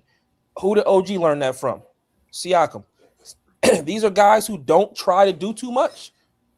They're going to get to their spot. They're going to hit their shot. And on the other end, and this is where I want JJ to take the biggest jump next year, bro, defensively. The offense is the offense. And obviously it's a part of his game that needs to develop. But if he's a lockdown defender, it changes the way we play defense. It just does. If he can guard 2 through 5 or 2 through 4 and take away their best wing, it changes the way we can play defense. And right now, that's the part of the game that for me, it's not even a physical thing. It's mental. It's mental. You 6'9", 230 plus pounds. You have to be locked in every time. You got to communicate. He doesn't talk enough. He's not pointing when people need to switch. Too many times he's just looking at everybody with his hands raised. That's on you. You got to communicate. But my question, my question to this: why? Bro, I told you, Demond, they don't be wanting to say it. He don't play basketball. I hate to say to be that guy, bro, but when it comes down to it, bro, let's be real. Everything about JJ is the glitz and glamour of basketball. It ain't the real about basketball when you break it down, bro. And He Demond- lacks in all those areas, dog. And Demond, you don't have a coach who asks it from him. You don't. Quinn doesn't care about that. Hey, the last nigga who did, they hated him, Xavier. They don't. Quinn does not care. Who's the last one? Who's the last Hey, one? he was holding him back, Demond. He was holding him back. I'm just saying, bro. I'm just saying. I'm just saying, like, next. If he's not gonna do it, Quinn got to ask it out of him, and Quinn not gonna do that because Quinn don't care about defense like the rest of all of us do. But here's the thing. You know what's so crazy? I'm gonna tell you what's crazy. And I always told people this when they always bring up Jalen Johnson. I said, it's Quinn when the very first game he coached. Remember, he didn't start Jalen Johnson. And they asked him about it, and he said he got to work. He was saying, because he was speaking about him and AJ Griffin at the same time. He was like, because they got to work on their defense. So, yes. But that's 3 years ago. But you know what though, Demond, in the last 2 years, before he was asked to be this first option, he played better defense last year. He played better defense the year before that. When he was challenged to do so that he would have to play, guess who played defense? But now that he's the first guy on the roster sheet, all that gone away. That's a mental thing. That ain't got nothing to do with physical. That's you taking that play off. Sheesh, man. Let me keep it moving though, X man. Stay here for the forum, my boy. I got you. All right, let's keep it moving so we can get all the family through. Sorry guys, I'm on my laptop. So it sucks. I hate being on my laptop on StreamYard, but all right, let's keep it moving, man. Let me move X. Let's go. What up, Trinity? Yo, what up? What's good, my boy? Hey, you know what's so crazy, Trinity? Mm-hmm. That shit you said yesterday. I know I did because people don't know what they're talking about. That is crazy. It's exactly what I said. I said in this draft, we're gonna need a backup for situations like this. And all these Hawks fans, Foot included, all these niggas like, oh, this nigga don't know what he talking about. We don't need a backup. We need a bona fide star that everybody in the league recognizes and gives respect to. Like when players are drafted and they get all this hype, they do it for a reason because they're getting ushered in. Do you know in this NBA draft, the people that's getting all this hype and a lot of people that's getting hype, they're destined from high school and younger. JJ wasn't getting that. His draft stock, he was the number one player in high school, top 3 on all these different things. But in college, his playing style and his draft stock tanked. And that's when we got him. There was a lot of questions. They were talking about his injury prone. They were questioning his heart and all these little things. That's why he fell to us. When I said that we should look into, because I did want Cam Boozer, but I was like, you know who everybody loves in the NBA and who's been coddling this dude, AJ DeBanza. Yes, he does play the same position as Jalen, but when you watch this boy plays like he got heart, and it doesn't matter. He don't care about if there is somebody giving him the ball. He wants it. JJ, when you are going to take that number one shotter point, you have to be fearless. And the players that aren't fearless, and I said this in the comments, JJ is I think he's going to turn into Paul George. And how do niggas feel about Paul George now? They have seen after, now granted, he was on the way and then he had a devastating leg injury. We all know how that went. But his psyche, he was the number 2, number 3 man. That's why he always deferred to Kawhi. When he was with OKC, he wasn't the number 1 man there. It was Chris Paul and there was other players. Did you see how that man Dame Lillard and CJ McCollum took that nigga heart during those playoffs? and especially Dame Lillard, Mm-hmm. CJ, he was right there. But again, I digress. These guys, and it has watched from the first game, and I have said this every time. Nothing has changed. The coaching has gotten worse. Quinn reminds me of the worst parts of Arthur Smith and Raheem Morris. How if you ever see these guys on the sideline coaching their players, these niggas don't coach with heart. They look dumbfounded. They look at the top of the beautiful big scoreboard screen. I don't know if you ever been to the stadium to the Mercedes Benz. It's a gorgeous looking screen. Our coaches be looking at it like they're not coaching. They don't grab the number one player, the quarterback, or JJ in this sense, and like, hey dude, I need you here. Focus. Like, yo, the simplest thing to do if your shot is not, if you coaching anything, the simplest thing, if your shot is not falling, attack the rim. Because eventually, if you get fouled, a free throw is a free throw for a free. CJ also, the criticize is that we have been terrible from the free throw line from everybody on the roster. That's one thing that a lot of people haven't been talking about. A lot of fans, we've been terrible, and it's called free throws for a reason. It's a free point. Mo, I like you, but I did not like how you started on the court, and the first thing you did was try to act tough against an irritant dude in Alvarado, which we know he trash. All right. I got a lot to say, but go ahead, Foot. All right, let's keep it moving. Hold on, we got one more person real quick. We got Mr. Larry in the building. Tap in with my boy Larry, man, from the Dixon. What's going on, Demond? Can you hear me? Yeah, you Gucci. Yeah, I had to switch to my laptop. Foot, can you hear me? Yeah, I hear you. All right, I can hear you, Foot. I can't hear Demond. So I'm just gonna go ahead. And it's acting up. Everybody hit the like button for this great content, man. As it says, man, on my thing, man, it was BTA belt to Atlanta today. They just wanted it more. In my opinion. The tone was set when OG Anunoby got the offensive rebound, turned around and dunked in Jalen Johnson's face like he wasn't there. That was a tone setter. And I didn't see any more get back for him going back down the court. We resort to fading away and stuff like that. You're not going to get calls. I ain't blaming the refs for nothing. I actually saw Scott Foster give us some BS calls today. So I ain't blaming nothing on the refs tonight, bro. Like, not one thing on the refs. The ref was on our side. We couldn't even capitalize on it. That's the only reason why we was in it. We was getting like random turnovers and phantom turnovers and phantom fouls that we did not deserve. And I called it out on the stream also. This tournament, or going into playoffs is a proving ground for our younger players. They've never been in this situation. They're going to have to learn on the, feet to the fire. OG Anunoby been the best player on the Knicks. CJ has been the best player on the Hawks. The problem is just what I thought was going to happen if Mike Brown had a brain. He actually had a brain.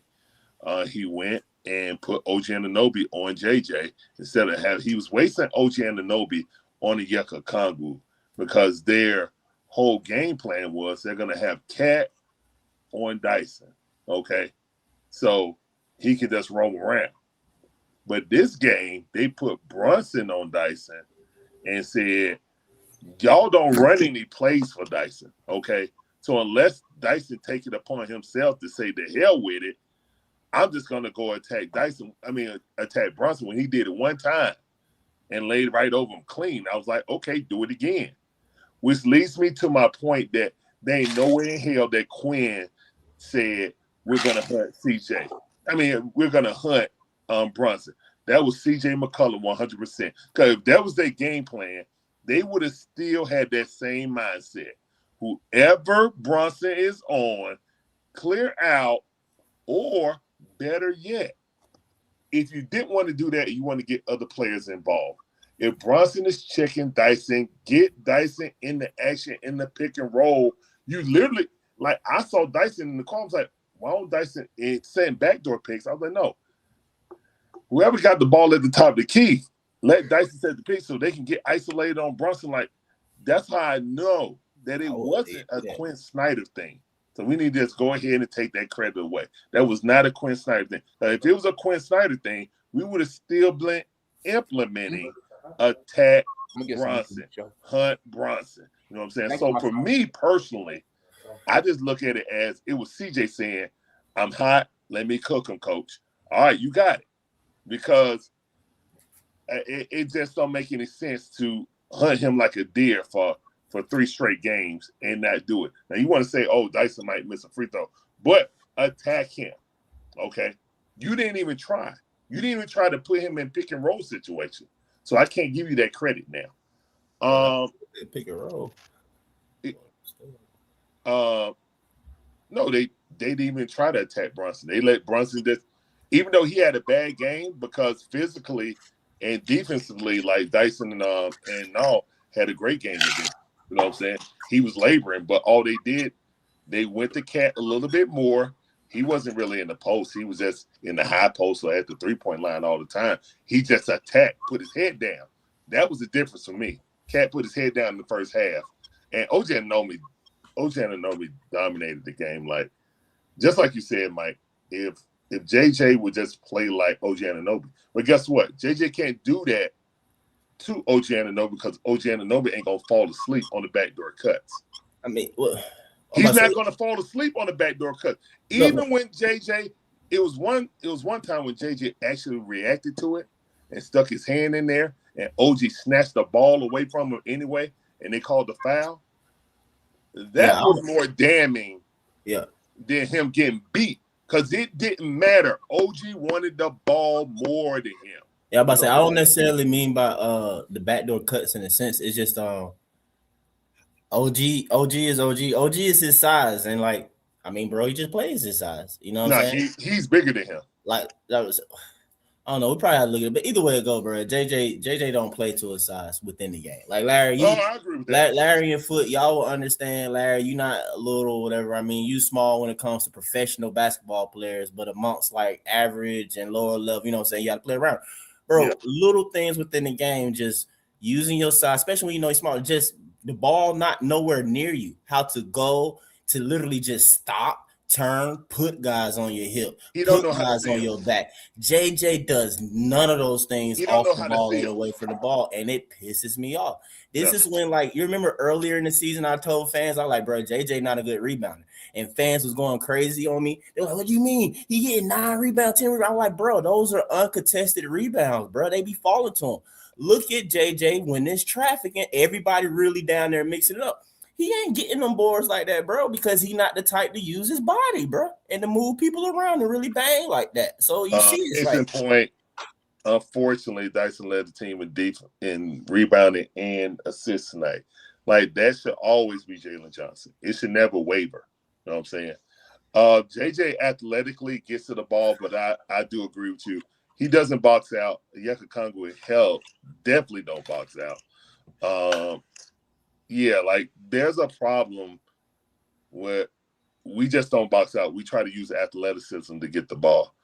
I saw Gabe Benson trying to box out more, you know. But, again, all around bad game. I just think that they outplayed us, out-hustled us. Mike Brown with switching OG Anunoby on him instead of wasting him on the Yucca Congo. Put on Jalen Johnson. Put Josh Hart on CJ.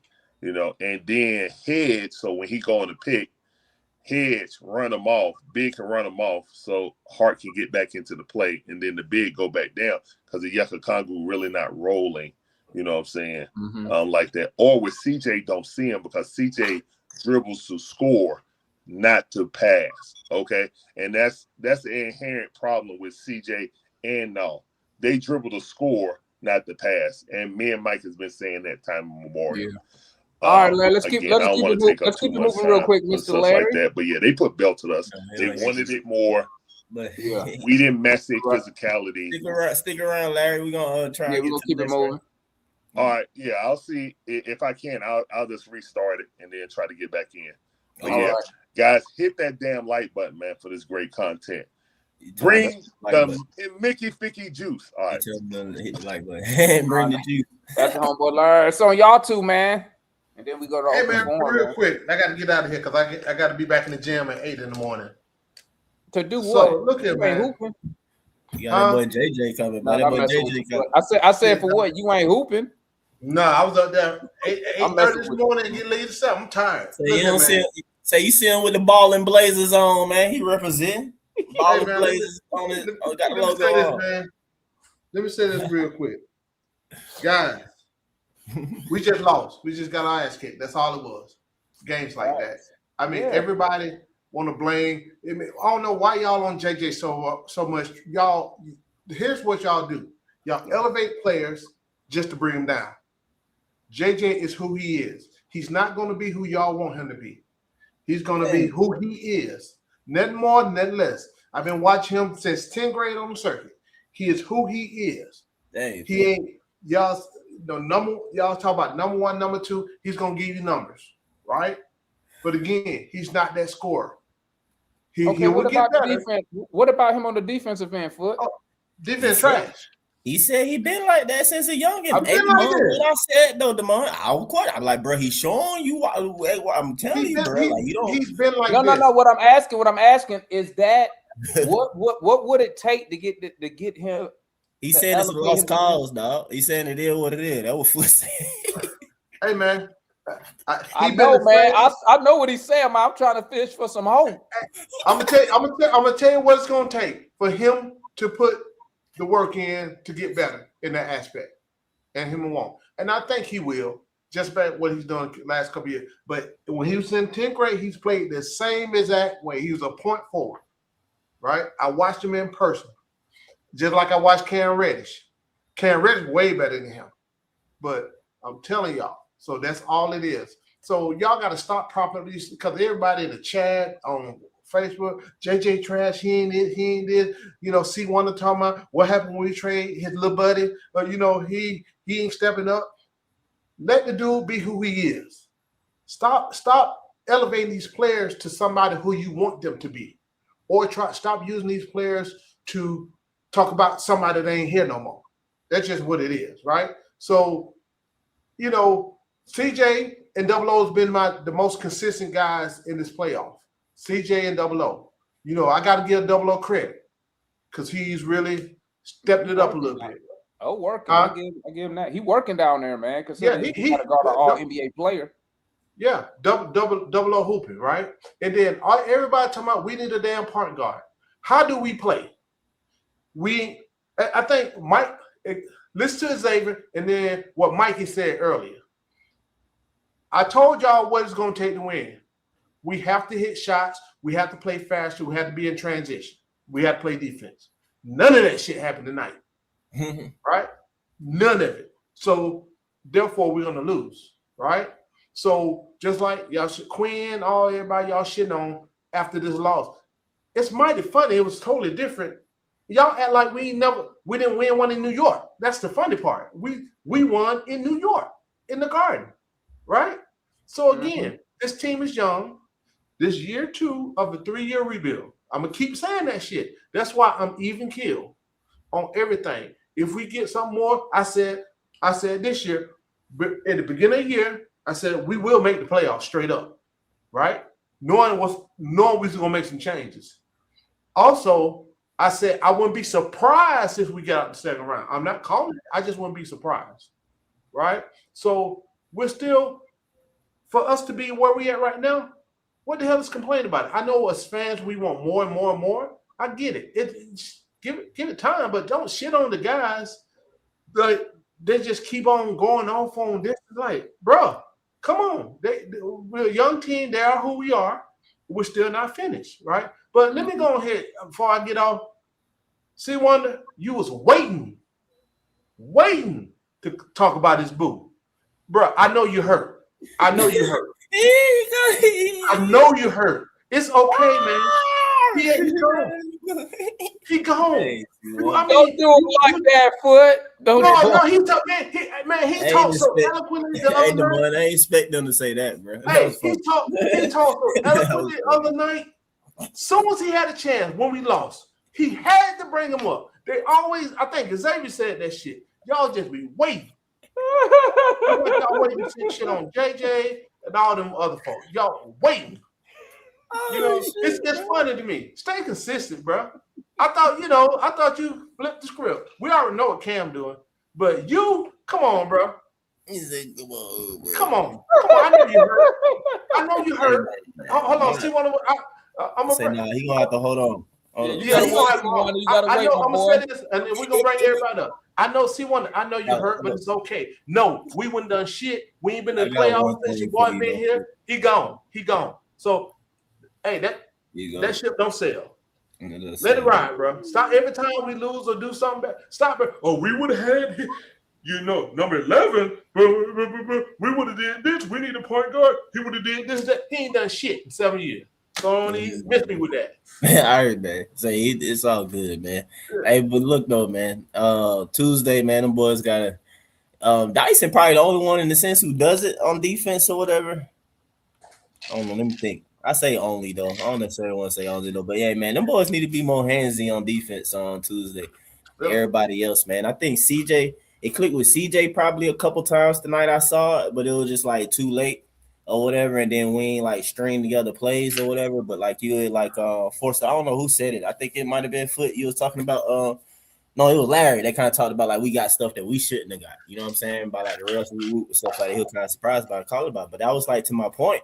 And like you remember, I tell you the month, I was like, bro, you pay attention. Like I can't complain about the refs, bro, because I was like, bro, they not calling anything on either side, dog. Especially not on the first time. So I'm just like, bro, that tell me for us, like, bro, y'all got to do it back, man. Just be consistent.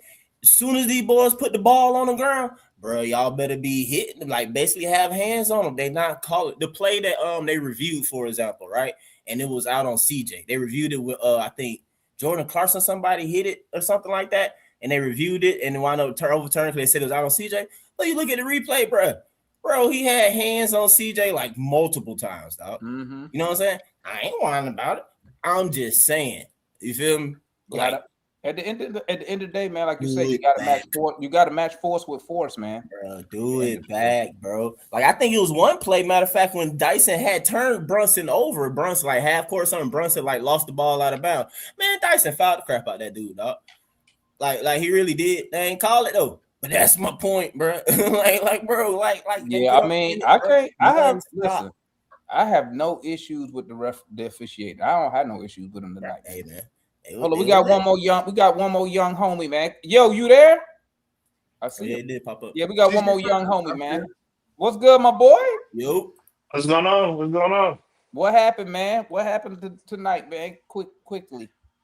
We got our ass beat. As simple as that. We just got our ass beat. First time up here though, so.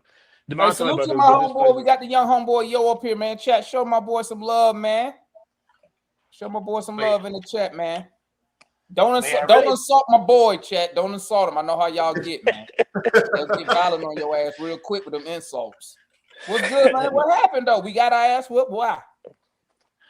I mean, they just really played through Cat. That was pretty much it. Played through Cat, and they switched with Brunson to Dyson. Like Larry was saying, I mean, you gotta attack Brunson. You just have to if you want to like win and stuff like that. You gotta attack Brunson. Mm-hmm. Dyson should have dribbled more, not dribbled more. He should have drove more. He should have scored more. But I think he just thinks too much. He just thinks about what he's gonna do because when he's driving down, he looks lost. He's just looking for a way out. He's not looking to just to get a bucket. You know, Dyson's defense is always gonna be good. It's always gonna be legendary. But like situations like that, he did hinder us. I'm not gonna lie.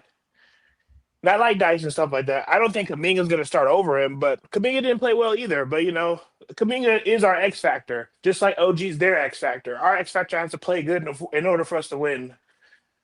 Other than that, CJ played – I mean, he played the best, but he didn't play good. Also, everyone keeps blaming the refs and stuff. We shot 7 for 30 at one point for the three-point line as a team. Can't blame the refs on that. But Double O was cool. I mean, Jalen was terrible, especially defense. Jalen's defense is just atrocious. Like, and it's just not even his defense. It's just his hustle too. It's just you can't like teach someone how to hustle. You just can't teach it. You just gotta want to do it. You know? Yeah. So I mean, other than that, No, this is probably his best game he's had so far. Either this game or last game. This is probably his best game he's had, but he's still not playing well either. Yeah, this is his best But shooting game. I think it was 5 for 10 from the field.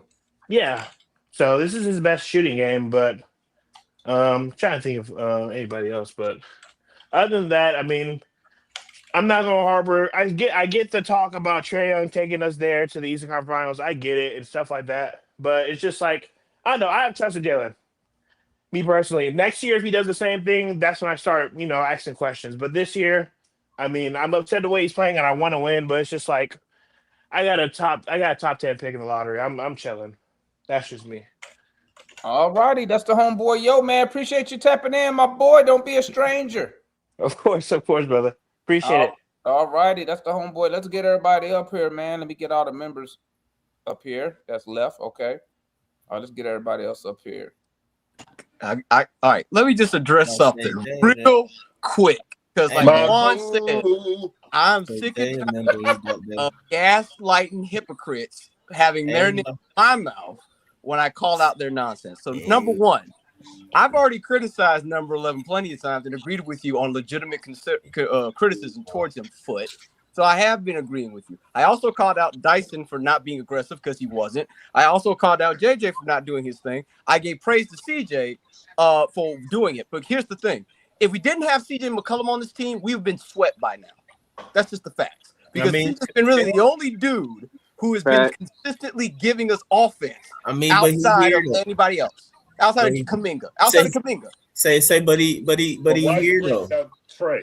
Say, look though, AC Wonder, but he here though. All right. Mike, the point is what that got to do with the point? It ain't got no point. I'm just saying, he here though, bro. It's like somebody got y'all used to say that all the time. No.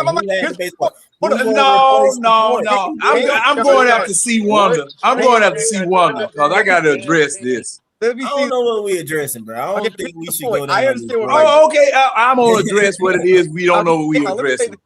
He is here, but as I kept saying, what does CJ McCollum do that Trae Young couldn't do? You don't think Trae, if he was in those same spots, would have been winning those games, knowing how much play defense and playoff ball.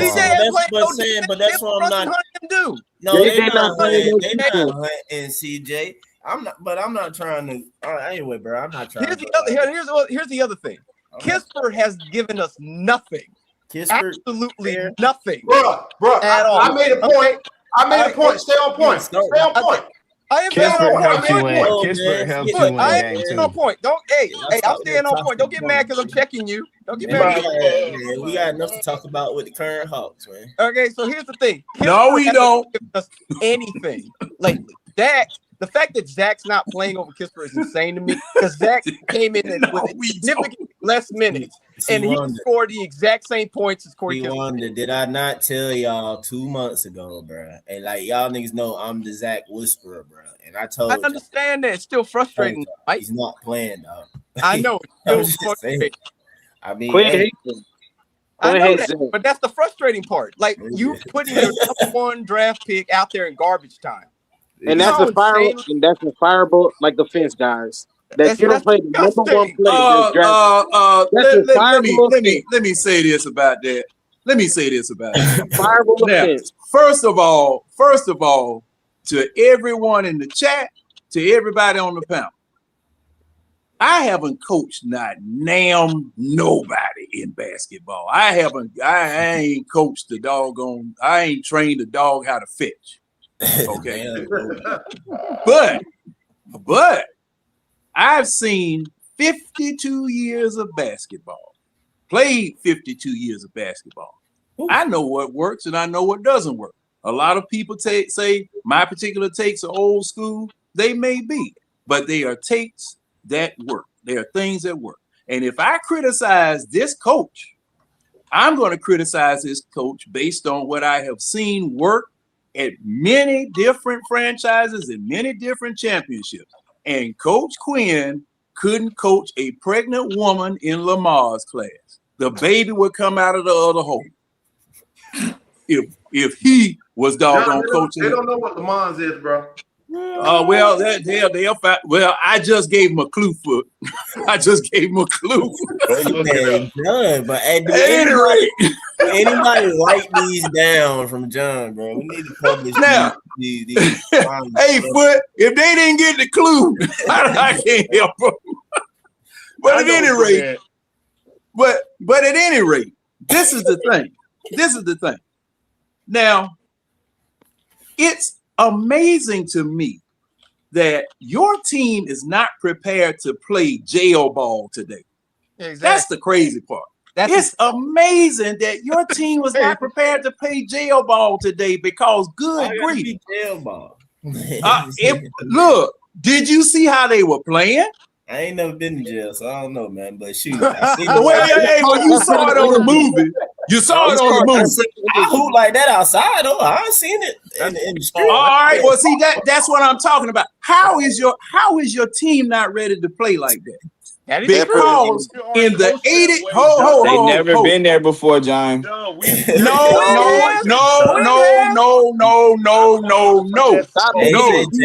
not accepting that. Hold up, I'm not accepting that. I'm not accepting that. No, Cedric, I'm not going to get the channel flag, but you know, whatever. At any rate, I'm not accepting that because see, this is the thing. The regular season is an 82-game qualifier for the postseason. Correct. You had 82 freaking games in order to get your team ready to play in the Eastern Conference. Because I've been telling you myself, every time we come after these games here, every time we come on this forum, you are in the Eastern Conference. The Eastern Conference is a meat grinder. Yeah, they play a little rough out there in the Western Conference, but it's nothing like playing over in here. And you had 82 freaking games to get your team ready and get your team's mentality and heart straight, if they had a heart, to where they would be ready to play in these playoffs. You should have known New York was going to turn up the intensity like they did today. And since you had the officials going along with it, except for one official who don't know one yellow shoe from another shoe. You were woefully unprepared. Every last one of them. I'm glad Emory University is that close, so you can have a heart transplant with a Chihuahua heart versus what it is you got pumping in y'all chest down there with the Atlanta Hawks. Y'all wussed. You wimped. You folded. You were not diving on the floor for loose balls. JJ reaching out there like Cam Newton in the Super Bowl after a ball on the floor. What the hell kind of damn basketball is that? You got, and when you go to New York Hawks, you better get your little mangy looking asses on the goddamn floor, going after these loose balls and playing some damn Eastern Conference freaking basketball. Hey, John, Jesus Christ, that was just embarrassing. I sound like you though, but like real talk, we going to New York. The way they just went into today, they not winning. They not winning in New York if them boys don't go in there thinking to themselves like, bro, all of us fouling out, my boy. Like all of it. Like to be real, that's what I'm saying. The refs not gonna foul all y'all out, but we about. That's what I'm saying. And if the refs get in the way, knock one of them asses over.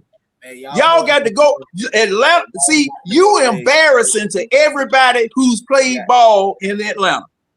The Hawks are embarrassing to anybody who plays ball in Atlanta because, see, you are representing Atlanta basketball. You represent Atlanta basketball. I done played at too many damn parks around here. Fell on folk, got knocked down, drug out for folk coming from other cities and stuff coming down here saying we weak based on what our team looks like. You better get your ass in gear and doggone play basketball just like we play out here at these damn parks. Balls to the wall, nuts in a sling, whatever the hell it is you got to do. This don't make no damn sense. Hey, I agree, John. I mean, pause on the terminology. John, we are an analytic-driven team, John. We are a team. See what I'm talking about? I'm telling you what they are, John. I'm not Pause. We are an analytic-driven team. That's what we are. We are a finesse team. I just want to know, Larry. Our coach is a finesse coach. That's what it is. He I'm wants to shoot 40 or 53s. We Does finesse he not? ish. I mean, You I know, don't say we completely finesse. Larry, I know that. I know this. And this is what who I've been next? I'm talking. after This is who. what I'm we've been after who's complaining next. about for the longest. Is Let's these analytics driving the that, team? John. The only thing Say what now? that's going to change is the only thing that we can change is probably the personnel, rotational wise, and something like that to fit Quinn's system because Quinn not doing that. it's not. Oh, you talking about? Not gonna come in that mode because that's the way we're coached. We're not coached to be physical. We're not. That's not the way we're coached. He said, "Yeah, I heard the speech after the game. You know what I'm saying? I heard that speech, but that's not what's reflected in the coaching. You know what I'm saying? When we put in Gabe Vincent over Zachary Ricochet for defensive purposes, for the last shot of the quarter, that's dumb as hell. That's a finesse ass coach. That's not a defensive coach. That's but you'll defend that that. man needs to be fired. You'll defend that, Matthew. Quote, Quinn needs to be fired. Demond, I ain't gonna ask you no more. I'm just telling you, Quinn needs to be fired. Here and say that I'm lying on coach. You told DeBud that like I said that we're analytic, DeBud fire Quinn. Offensively, Hey, no. You know how Demond say it. I'm gonna wait and see what he does in the playoffs. I've seen because I told y'all, man. Listen, man. Listen. I told y'all Quinn Snyder is a regular season front runner and a playoff loser. And the reason why I say he's a playoff loser is when you go back and you look at his playoff record. Man, I can barely hear Demond. Huh? I can hear him. I don't know. I hear him. Maybe one, but we can hear you good though too, Juan. I heard you loud. I hear you, Juan, and I hear Demond good, and he's okay. I thought somebody said they couldn't hear me. I can barely hear and all I was saying was this. Okay. In order for me to change my opinion about Quinn Snyder, I don't care what he do in the regular season. I know he win games in the regular season. He loses in the playoffs. He's had in the Western Conference 7 years. He has had every advantage you could ask for. He's been the number 1 overall seed. He's had the number 1 defense. He's had the number 1 offense. And he still finds a way. He's tricked off a 3-1 lead in the playoffs. He is the sole reason Jalen Brunson is a superstar today. Because of that series between him and the Mavericks. And the Mavericks didn't even have Luka for 2 of the games. Yeah. So what I'm saying is this. I'm on StreamYard, man. Until Quinn can show me what to do in the playoffs and make adjustments that matter. What you've noticed in these games, he's made 0 adjustments, period. None. He's done nothing.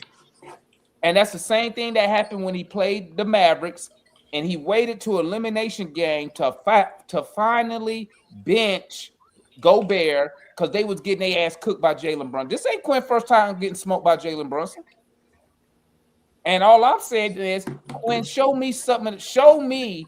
And the caveat, and I'm going to say this and shut up. A caveat on one thing that X said. He said Jalen Johnson doesn't have anybody to enforce it. He doesn't have nobody to enforce it. And I told y'all, didn't I tell you? I told y'all Quinn is not a defensive guy. You talking about the coaching staff? They talking about the coaching staff to enforce players to do their job and do what's expected of them. That's the entire coaching staff. I'm talking about the head coach. The head coach can immediately the entire coaching staff. Hey, if you're not doing your job, I need to do ABC. But here's the thing, and here's the thing that proved I can't hear a single word Demond saying. Here's my last thing. Here's my last thing, and I'm gonna shut up. Here's my last thing. He proved that to me when Jalen Brunson went out that game and he did not take Dyson Daniels out that damn game and say, hey, let me put a score. I don't give a fuck who he put in, but somebody who could score the ball because you're playing 4-on-5 on offense. And he will not make that change. You're going to see Dyson Daniels play every one of these games. Dyson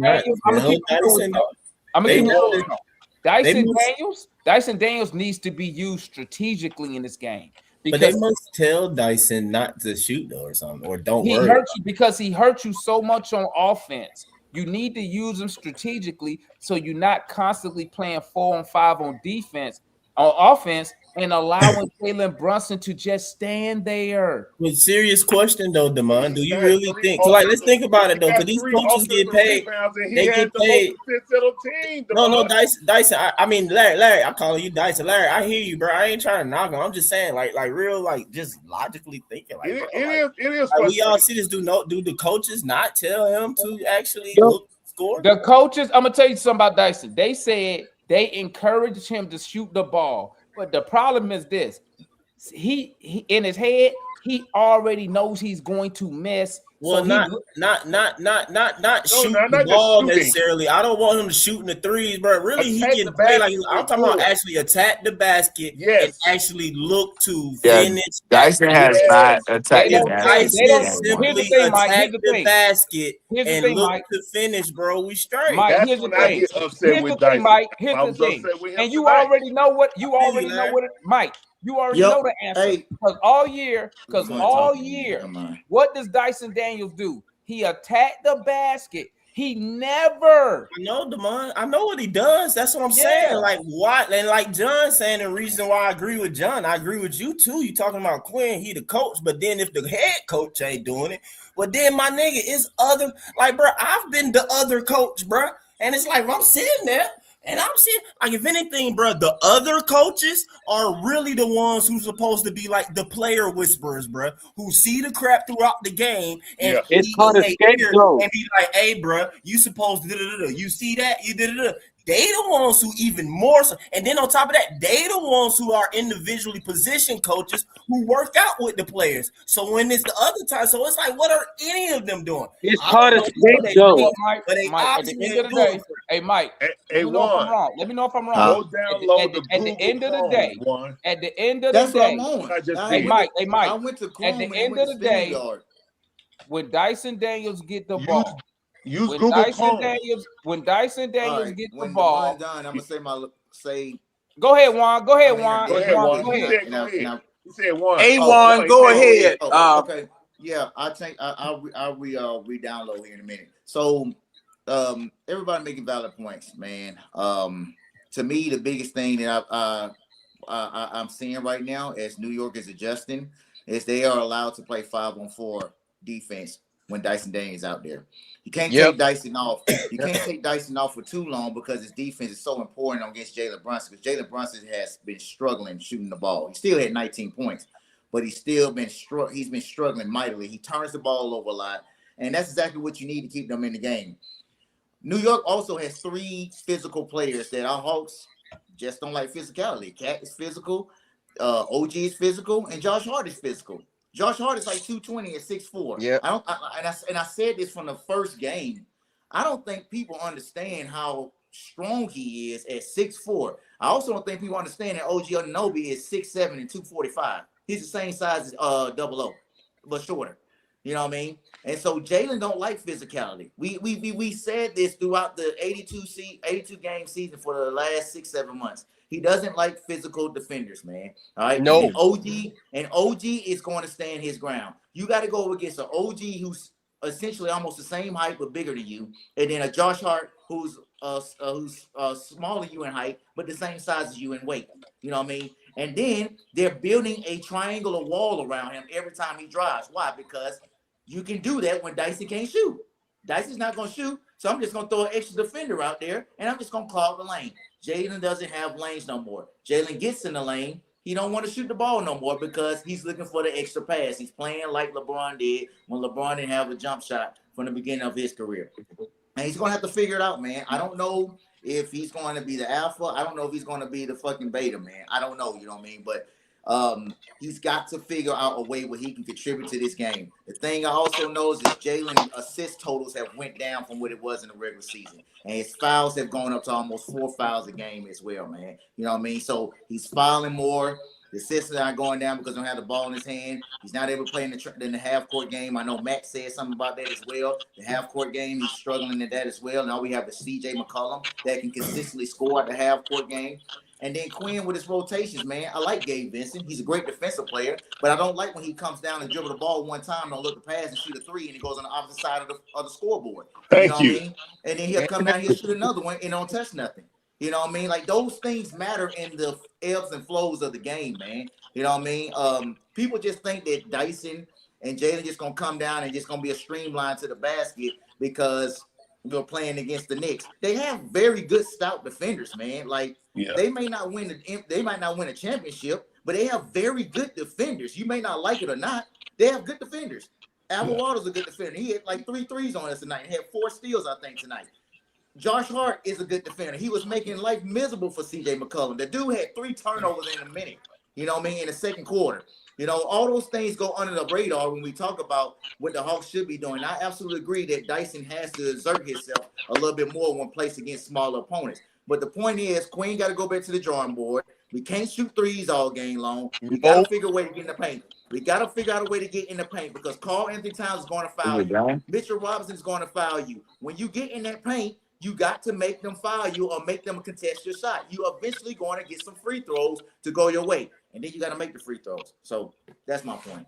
Hey, Thank you, Juan. Thank you, Juan. Appreciate it. Thank you. Real quick, the answer of getting to the paint is not by dribbling there from the perimeter. It's not going to work, like you was just saying, Juan. And again, when the refs are letting you play, it favors the shorter players who are also stout. And even if it's just Alvarado, he's shorter.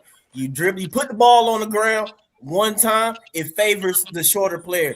Each time you take away your advantage of being the bigger player. So you can't be doing that dribbling from the perimeter because all they're going to do is push, bump, grab, all the above. You're going to lose the ball and all this stuff. What you need to do is play regular basketball. Your guards need to make entry passes. Yeah. Jalen, Kuminga, whoever above need to go nowhere and stop. 15 feet, no further. 15 feet down, 12 feet ideally. Hold your ground, fight, receive the ball, make an entry pass, force the refs to call a foul when you trying to get the doggone ball to be strong with everything correctly or whatever. Get the ball and one dribble at most, bro. But it's just, man, we got to play regular basketball. That's what pissed me off because like somebody else said it, and I said I was gonna be quick though. But they played 4 guards at one point. Yes, they did. When Jalen Brunson went out, 4 guards and Cat. Come on, bro. Yep, all right, they sure did. Anyway, Can I say something, guys? Can I say something? Now, Mike, when you say play regular basketball, what does that mean? Oh, excuse me. Go ahead. Hey, John. Let me do this, John. Go ahead. I'm sorry. 8 for 30. 8 for 30. The ball don't go in the basket, we don't win. Yep. 8 for 30. Simple as that. We shot bad tonight. Simple as that. And I also said, if it's Josh or someone like Alvarado or someone like that outshoot Dyson Daniel, they gonna win. So those are the guys who don't normally score for them. When you get guys like that to put the ball in the basket, and our boy like JK couldn't shoot a 3 tonight. His threes were wide open. Okay. I tell people they so I'm just saying when you look at 8 for 30, when you look for 8 for 30, and you looking at the guys who were hitting their shots on their side who normally wouldn't make shots. Now OG gonna do his thing. OG, everybody gonna do their thing. But when you throw in an Alvarado who don't normally score and Josh who don't normally score, that's what you're gonna get, boy. And the intensity, they raise the intensity. Look, like I said, it's a series, guys. We have not lost yet. Okay, until we get eliminated, then we can have all the discussion about next year and Trae Young and all that kind of stuff. We have not lost. I asked the question in the panel, in the last panel, do you think that we're going to go to a championship this year? And a large percent of y'all said they thought we had a chance. Well, after we won. Now we lost. Now I ask the question again, where your heart at? Do you love the team? Do you think you got this team who going to come back next year, going to be championship? Where your heart at now? We lost. We lost in a series. We didn't get eliminated. So are we still going to a conference final? Take it around the panel again, like we did the last time. To be fair, That's put your heart at. That's how much you believe in your team. Too late. That is not the question. The reason why it's everybody's his mad. question. No. It's his question. No. Hold That's on. my question. No. We all answered it last night, and the reason why we all was more Y'all had a glowing show about last it. night. Okay, guys, come on now. It was 2 nights ago. Like, you know what I'm talking about. The reason why we No. were They all might have had glowing one last night. I don't know. No, it was 2 nights ago. But you get what I'm saying? The last game. The reason why we were all going in positive is because they played with more effort, more heart, more energy. There was more synergy in that game. That's why we were more positive. And tonight, it was all flat from the beginning. First of all, when everybody has basketball IQ, whether you coach, whether you played, whether the game is real simple. We have not, and this is why when people criticize Quinn, there is a mid-range game. Like people that are old school don't shoot the ball, man. Quinn do not shoot the ball. Hold on, no. People that are old school, like John, Kool-Aid, Larry, everybody that's older that played basketball, most players are mid-range game players. They actually had to work on their footwork and fundamentals. The Hawks, they don't play basketball fundamentals. This is the problem that we have. This game and this whole series, Fundamentals is putting the ball in the basket and stopping opposition from scoring. That's the fundamentals right there, dude. Kool-Aid, let me talk, because I haven't got to talk. Okay, when you watch the game, the whole mid-range and the whole floater game is there. That means about 10 to 18 feet from the basket, not 32, not 25 feet. That whole area is wide open. We are refusing to shoot those shots. Now that's pretty much predicated on Quinn's offense. I get it. We are a 3-and-D or a 5-out, a perimeter shooting a team. That's not going to change. So that means that driving the basketball, even though our roster is built for players to drive and kick out, that's where our benefit. But Quinn's coaching style is not that. With Zach, when people are, not Zach, Dyson, people are criticizing his game. Guys, we got him for a reason. His game ain't changed. We knew that he's been trashed offensive-wise from once he got here last year to this year. He has regressed as far as his three-point, shooting has gotten. He's shooting like 13% or something this year. It's gotten way worse from his first year. We were all surprised on. We was like, hold up, Dyson. When it was last year, we were all like, oh man, we wasn't expecting any offense from Dyson, but he was way much better offensive-wise. This year, it's psychological. It's psychological because he's gotten more pressure, just like JJ. JJ is the type of basketball player when you don't have pressure, his attributes shine. The pressure was taken offensive-wise because Trae was here. Trae was our whole offense. But when you take the person that takes majority of the shots, the person that you rely on most, and the people that JJ's offensive game hasn't developed yet because it's still developmental, and then especially Zach, we are expecting way more than what these guys are. They are who we are. JJ, up to this point, he's not the person that's not a number one option on this team. He has never showed it. You can have all the triple double. You can have triple double stats all day. If you're not affecting the game in a positive way, the game down. We won in New York. We split in New York. What's the problem? We had a series. We split in New York. We came home and won the first game at home. What's the problem? The problem has started from the beginning. We only won by 1 point. We could be getting swept. We could be getting swept. Do you not understand? If it was the Kool-Aid, let him. They could be getting swept. Just like you just said, we could get swept. They could get swept. The game has been topsy-turvy. There is no dominant team outside of tonight. Dude, Hold up, let me read this. Let me read this super chat real quick. 24% from 3. Ball pressure for the Knicks, damn near to half court. Jalen looked like Boston playoff Jalen in half court. Dyson got to find a way to be effective on offense. 3 years ago, physicality. What ticket means is that, like I said, the reason, man. See, I hate doing this though, but hey, JJ will be okay though. But yes, y'all, JJ got benched. Remember last time in the playoffs, y'all like that, like it's his first time in the playoffs and stuff. Yeah, I'm saying though, but he got benched though, man. Quinn did bench because he couldn't shoot, but he's saying, yeah, he back looking. He said he looking bad as that. I don't know. I don't know, JJ. I don't think you're looking that bad. Man, 21 hey, games. hey, Who's the let, So Jay. who's the Jay's answer? been I waiting. agree. Can I go? With Because I've been Can waiting. I go Go after ahead, Jay? Squander. Go ahead. Cry and whine about Go ahead. something. Go ahead. Hold on. Let Jay. Go ahead, Jay. Go Because ahead, Jay. I've been listening I'll to go after everybody Jay. go. I know, man. And That I boy mean, JJ I hear, but like, I mean, at the end of the day, this game, we can talk I'm about finna Jalen restart this, this real Jalen quick. that, bro. I'll be back. Like, I ain't hear nobody give him his flowers when he made clutch shots and clutch plays in the fourth quarter in game 3. And he made some big shots in in game 3. So it's the game to game Anybody thing. can It's get like flowers. Mike is right.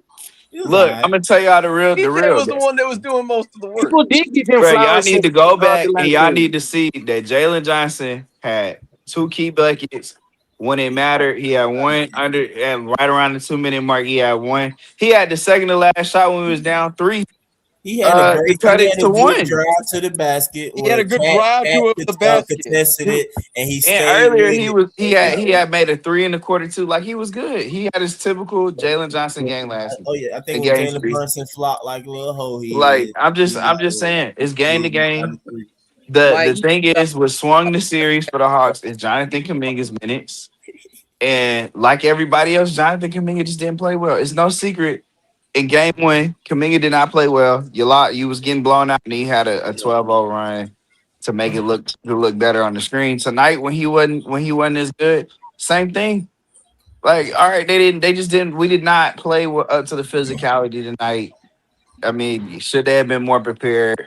It's kind of hard to say that knowing that a lot of these dudes hadn't been in that situation and they was facing a hungry Knicks team. So what? You didn't win 3 straight games, but you won back to back. So don't let the loss compound into another one in game 5. As long as you don't lose back to back games, you'll win the series. No, It that's just not it. resets. They're not playing with heart and effort.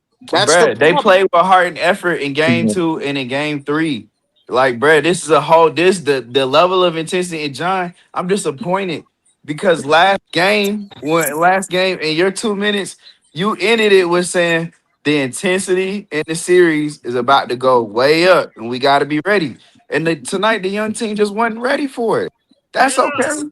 Hold That's on. okay. Hold on, wait a John. minute. Hold on, Now John. wait a Listen, minute. it is very hard Me to not prepare for having it. coached anybody and spotting that, shouldn't your coach have known that and But you prepared don't his team see, for but that's it? the thing. That's the thing. You don't know what he was saying to you. It's hard to know how you gonna respond to Look, anything till look, it happens to look you. on the sideline. Hey, Jay, I'm look just on being the real with sideline you. when they're coaching any kind of sport. Look at the coach on the sideline. If a coach is not even talking to the players and showing emotion, you know what they're saying, and Bruh, you know what they're not doing. But It's real y'all guys simple, look man. at any of the other playoff games. This team will be fine. They didn't Are y'all looking at any tonight. The of the Knicks other came out playoff there. games?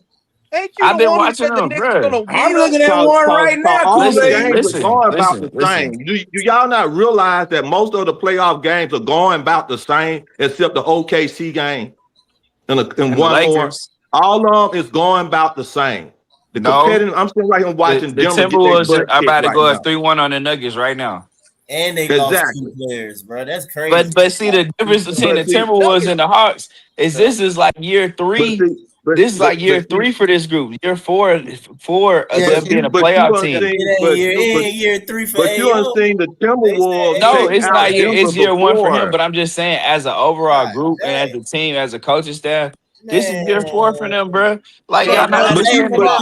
have seen, but see, Hey, hold on, time out. That's Hold on, guys. Hold on, guys. What year is it for Naldo, Jay? Exactly. That's one player. That's one player. Well, that's one player that played for us. Mike. And Hold he on, ain't Mike. That's did my nothing point. damn game, bro. That's what I'm Hold on, Mike. saying, That's man. my point. Not Hold on. Mike. Jay. Nah has never had to be. You have to play well in the playoffs, or we don't. Jay, Like it's let's follow never me, had to be that. Jay, follow me though. When has AO had to be whatever you trying to say right now, bro? And he just dropped 40 and lost. Okay, but AO had a good game, Jay. bro. They had a good Look at game. San Antonio, Jay. Look at San Antonio. Jay, that's my point. When does the MIP have a good game? Okay, let me stop. Mike. Can I say this? The point I'm making though is I got you. I'm saying he has not played well. Jalen has not played well, and even with them not playing well, we have been able to win games in this series. The X factor continues to be Jonathan Kuminga. When Kuminga is good, we win the game. When Kuminga is bad, we have gotten consistently blown out. It's just that simple. He has to. Everybody has to do their part. If Kuminga is not gonna have it, someone else got to be better. Period. You just ain't good enough. No, wait a minute. Wait. This is the first blowout we've had. Hang on, let me stop right there. No, game one. See, here's the thing, John. You saying that, but like, here's the thing: the Hawks are 2-2 in this series, and they're getting outscored by the Knicks by 25 points. The 2 games we won it by 2 points. Let me say this real quick because I have to listen. I don't want to hear that excuse from Jay because I remember in 2021 we had a bunch of young dudes. They were in their first playoff series, and they didn't have a whole any different experience. scenario. I don't. No. I don't want to hear that. No, that's not. But see that. But see, here's the thing. Wonder because you talking about you don't want to hear that. Stop. Nah, you gonna listen because I'm sick and tired of your bro. Go ahead, bro. Go ahead. Because number one, we went up against a number 1 seed in the 76ers, and we beat them. Bro, this Knicks team is better than any team that 2021 team saw. Are you bro? Look, Period. Talking about. I don't want to hear that young stuff, Jay. Giannis will wipe the floor with this. And you, but see, here's the thing: you lost to Giannis in 6 games. Yeah, because player turned his ankle. Without Giannis, his best player turned off his ankle. Bro, Giannis did not play 2 of those games, brother. That Sixers team would beat this Knicks team. No, they wouldn't. 7. Yes, they would. Because Joel Embiid was in his prime. What are you talking about? Joel Embiid was in his prime. No, they wouldn't. You don't watch back. I guarantee you. See, Wonder. I guarantee you. I guarantee Kool-Aid, you see it. Yeah, they I fighting. see it. They fighting. Denver and Minnesota. They fighting. Minnesota fight. I just want to know. Hold on. I guarantee you, if this Hawks team would have played the 2021 team, would have played the 2021 Knicks, they would have swept them too. But Jay, bro, you should have got fighting tonight, man. They fight for man. We should the way they was, bro. The way the game went tonight, bro. Man, that was an emotional win for both teams for the Minnesota. They mad every year. Look, man, AO doing that. Denver. AO at 43. I'm not complaining. Gracious. Where AO is when. Bro, Jaden McDaniels is a crash out, man. I can't even hold you. I need to watch this, man. I rock with Jaden McDaniels. I like Jaden McDaniels. He was talking all kinds of stuff. They all weak defenders. Screw. Joker weak, dog. Hey, I love it, man. Like, no, I love it, dude. Let me dunk this thing. All cones. Jay, the reason why I'm challenging your young team method, Jay, is I'm looking at Joker jumped in the man's face. Yeah, I'm looking at him playing. Because he disrespected them, man, by making a layup with the final shot going down. He should have dribbled it out. That's what the disrespect is. Hey, forget them, bro. Forget that, bro. I used to think that way earlier, but I don't care anymore. Go ahead, Matt. I'm just when Jay talk about it's okay the mistakes they're making because it's a young team. Joker ran from the front court all the way to the Joker. I just don't know who these young players are. I just don't know who these young players are that Jay talking about. They don't like these fools. I love it. Jalen Johnson. Yeah, you can say Jalen Johnson's a young player. But the other players, they're like young in age, but they're not young. Not a young player. Gabe's not a young player. Oyeka's been in the play. So, like, who's these young players, Jay, that you talk outside about? Outside of Jalen, Dyson, and Zach. That's okay, but Zach don't play. They're not young. They all have 5 years or more. They don't have experience. That's complete crap. Who's these young players? I don't see these young players besides JJ. Who's these young players? Bruh. I don't know what you talking about, Mike. I don't know what you talking about. Dylan Harper is 20 I don't know what you talking about. That was Jay, a young player. how you blame Jaden, man? Jokic just crashed out, man. Both of them crashing out, bro. I'm talking both of them Jokic have to crashing out. run all the way Because look, down. Jokic ran up on him, and then Jaden McDaniels. Well, first of all, Jaden didn't have to lay that shit up. That's not. Well, no. He ain't have to do that. There's no rule. He ain't have to do that. He knew what he was doing. Jay, bro. Now, Mike. Mike, you knew what Jaden McDaniels was doing with that layup. Let's not act like that. What I'm saying though is that it's See, you know what? That's just that. And Jokic ain't like that. That's just like that rule about you being slow going around the bases after you hit a home run. Hey, what rule is that? Hold on, y'all. Hold on. Here's the thing, man. Here's the thing. It is. I don't know. It depends on what type of dude you are, right? Here's my deal. I'm the type of dude, if I was on your team and we beat your ass, I'm scoring. I don't give a fuck. They already don't like them, bro. He don't like them. But I mean, listen. Ain't nothing wrong with that. Listen, there's no rule against it. We are grown professionals. I'm not out here. I'm not gonna score. Play some defense, Jokic. I'm block a shot, Jokic. Like, come on, bro. Yeah, fuck all that shit, man. It was just the final kick out. But hey, that's why I thought that was a player rule, player respect. But if that's the way it's gonna be, then he don't we'll respect see. it. Hey. He already don't respect it. That is legal. And he already made it be known. If those are the rules, see, those are unwritten player rules. I don't observe unwritten player rules. Right. And you know what they say, John. You know they say in the hood, John. You don't start nothing, it won't be nothing. But back to the conversation. So see, thing is, I don't know why players have rules. Now he done and just like baseball, if you admire your shot when you hit a home run and you go around the doggone bases too slow, the pitcher get to hit you with the ball. I wish one would. I wish one would. If you don't start nothing, John, it won't No. Hold it. Now Kool-Aid. Now this is the problem with that. You can't be making up no rules outside of the rules and people accepting it, and then it becomes something that you do or don't do. You can't do that. If it become a player respect and you break the player's respect of the rules of the game. Let me tell you something. You know what is not a rule? If it's not in the official NBA rule book, it is not a rule. You know what I'm gonna do to you? You know what I'm gonna do to you when you break one of those rules? I'm gonna break a rule and I'm gonna walk right up under you, soon you jump there and try to do a dunk. I'm gonna flip you like a football player.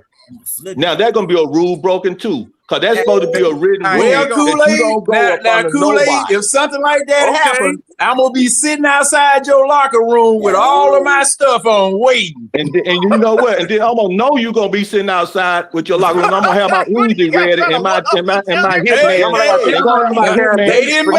They made more than one Kool-Aid. I'm gonna have my hitman to come in your locker room. And I'm gonna have my hitman after I do that to you, and I know that you that type of person. And see what we're talking about here now. So you won't come back here. Let's get back to the Hawks game. See what we talking about now. See, this is the thing. If you have rules in the rule book, those are the only rules that you're supposed to follow. Just because somebody gets mad about something and you're doing something that is within the rules, you do something wrong, you gonna catch it. You gonna get it. And then it's gonna be I'm just saying. In my case, it'd be a game of elimination. I'm just saying. Hey, it made a best man be standing. There you go. Made a best man be standing. All right. And prayers up for DiVincenzo. He got a torn Achilles, man. I don't think dang. He tore his Achilles. And Ant got prayers up for Ant. He might have blew his knee out. Hey, what happened to Ant? Because I saw Ant get hurt. Yeah, he came down. It was like when Giannis knee bent back. Y'all remember when Giannis knee bent back? It was like that. That's crazy. Oh man, it bent back the other way. Ooh. Yeah, it bent inward. Yeah. John, it didn't look as Yeah, bad. He'll you probably know be they out a gotta. week or so. He'll probably be out a week or so. But yeah, they got a few Yeah, it more didn't days look to like clean I up. hope he ain't tear nothing, but Just hyperextended He or might be just They whatever just it said is. hyperextended, Jay. He just yeah. hyperextended. That's what They it is. undid. Oh yeah. hyperextended. Thank God. But that Hopefully that's sucks. what it Dude. is. But didn't he Go ahead. have a knee little whatever Yeah, he before the had season runner's ended? knee like Steph Curry. Like before the season ended, right? Not so long ago. Yeah, He Yeah. He had yeah. like a He was still hyperextension. dealing with. I think it's the same knee. It looked like it was his left knee. Yeah, it Yeah, he probably was Uh, trying is. to block the hey shot. guys, He had a hyperextension. He wait, was trying to block a shot. He was Larry's trying been to waiting Yeah, block he a patiently. just shot. He came was coming out down. of bounds, and he landed. He tried to plant himself with his left knee. I just saw it. It's like, ugh. Yeah. Ah, dang. And he said it. And He had a fucking, hyperextension. he be trying to super block everybody. Yeah, he had to Hey, get back Larry to the got his offense. hand up. Go ahead, Larry. Nah, he froze, man. I tried to ask him. I was Oh, nah, asking they Jay. I are. was trying Larry, to you ask there feel for like real, Larry? I don't feel Oh, like no, he is there. Nah, Larry. Go yeah, ahead. I just don't feel like getting talked over. Oh, dang, bro. Yeah, I I ain't even did, Larry. respond to me the I first did, time, bro. Larry. That man was Fine. still. I thought it froze. Go ahead, No, Larry. And so then after Larry, you got it, it Matt. wasn't frozen at all. Point I did want to What they were talking about is not the age, man. There's several things I want to say. First of all, F the Wolves, F Denver. I blame Mike for bringing that up. So we go, then John gonna go on a tangent. So you my lay fault. him down that tangent. Because you know it. You know My fault, bro. All right, but back to the Hawks game. So what else is new? I want to address a couple of things. Matt was talking about I can't see these guys because he's looking at the age. We're talking about the players that actually had these positions thrust upon them because this is new to them. Now was always a role player coming off the bench. Now he's pseudo number 2 or number 1 or whatever you want to call it right now. At the very least, he's a third option on this team. Never done before, learning on the fly during this season. Jalen Johnson thrust into, being the number 1 option. Always been subservient, always, bent the knee to Trae Young. So, or was really not a part of the real game plan before. This is his first time having major responsibility on the team, learning on the fly. Dyson Daniels coming from another team that basically treated him like Zach. Didn't get no run. He got some run, but basically it was like pass the ball, play defense, don't even look at the basket. So those habits are built into him right now. Treated like that with his Australian team. They lost a damn game because they took him out because they couldn't stop a soul. But again, learning on the fly right now. So when we're talking about the young players, there's plenty of players on here that are young, but they're also young to what they're being asked to do. Don't try to twist the semantics. Stop that. Okay. So yeah, a lot of guys are trying to learn what they're supposed to do. Now, I do agree with one part, you ain't born with dog, you know what I'm saying? But a dog can be taught. You know what I'm saying? Yeah. So I look, we'll see. We'll see. Everybody said before LeBron went to Miami that hey, he's a great talent, but you know what I'm saying, he's not a closer. So we don't have to get back into that because I'm not comparing JJ to LeBron. That's asinine. You know what I'm saying? But what I will say is that everybody's not born a closer. Everybody's not born as a facilitator. And the problem with the Hawks right now is CJ's your best offensive option, but he can't pass worth a crap. Yep. Now it's probably your second best option offensively. But he can't pass worth a What's the crap. crap? Dyson Daniels can pass worth a crap, but he don't look at the rim, so he's not an option to score. So you got a lot of guys that's missing match, learning new roles, trying to get confidence in those roles. But I feel like I'm not going to take anything away from the Knicks. The Knicks are playing excellent defense, and I said at the beginning of the series, you guys know I don't like Coach Quinn, but I just said like the winner of this series is going to be who coached the best. Right now they're at a standstill. You know what I'm saying? It's 2-2. Who is going to make the adjustments in game number 5 to flip it? Game number 5 and tied up 2-2. I think it's like 75% chance that you win. So right now, we need the genius, the so-called genius, to put a genius cap on, you know what I'm saying, and figure out, all right, are you going to actually run plays for Dyson to hunt him? Because in my opinion, CJ took that upon himself. I am going to cook Jalen Brunson. Now Mike Brown said, you know what, I'm not going to try to switch Dyson and do all this. I'm just going to put Brunson on him because they don't run anything for him. Dyson don't look at the rim himself. So unless they tell Dyson to go and attack him, he's not going to do it. He's going to pass it. He's going to the other people for the offense. Who's in the Who's in the NASCAR right now? Who's in the somebody too Who's fast? doing NASCAR right now? Or Indianapolis 500? Who's that?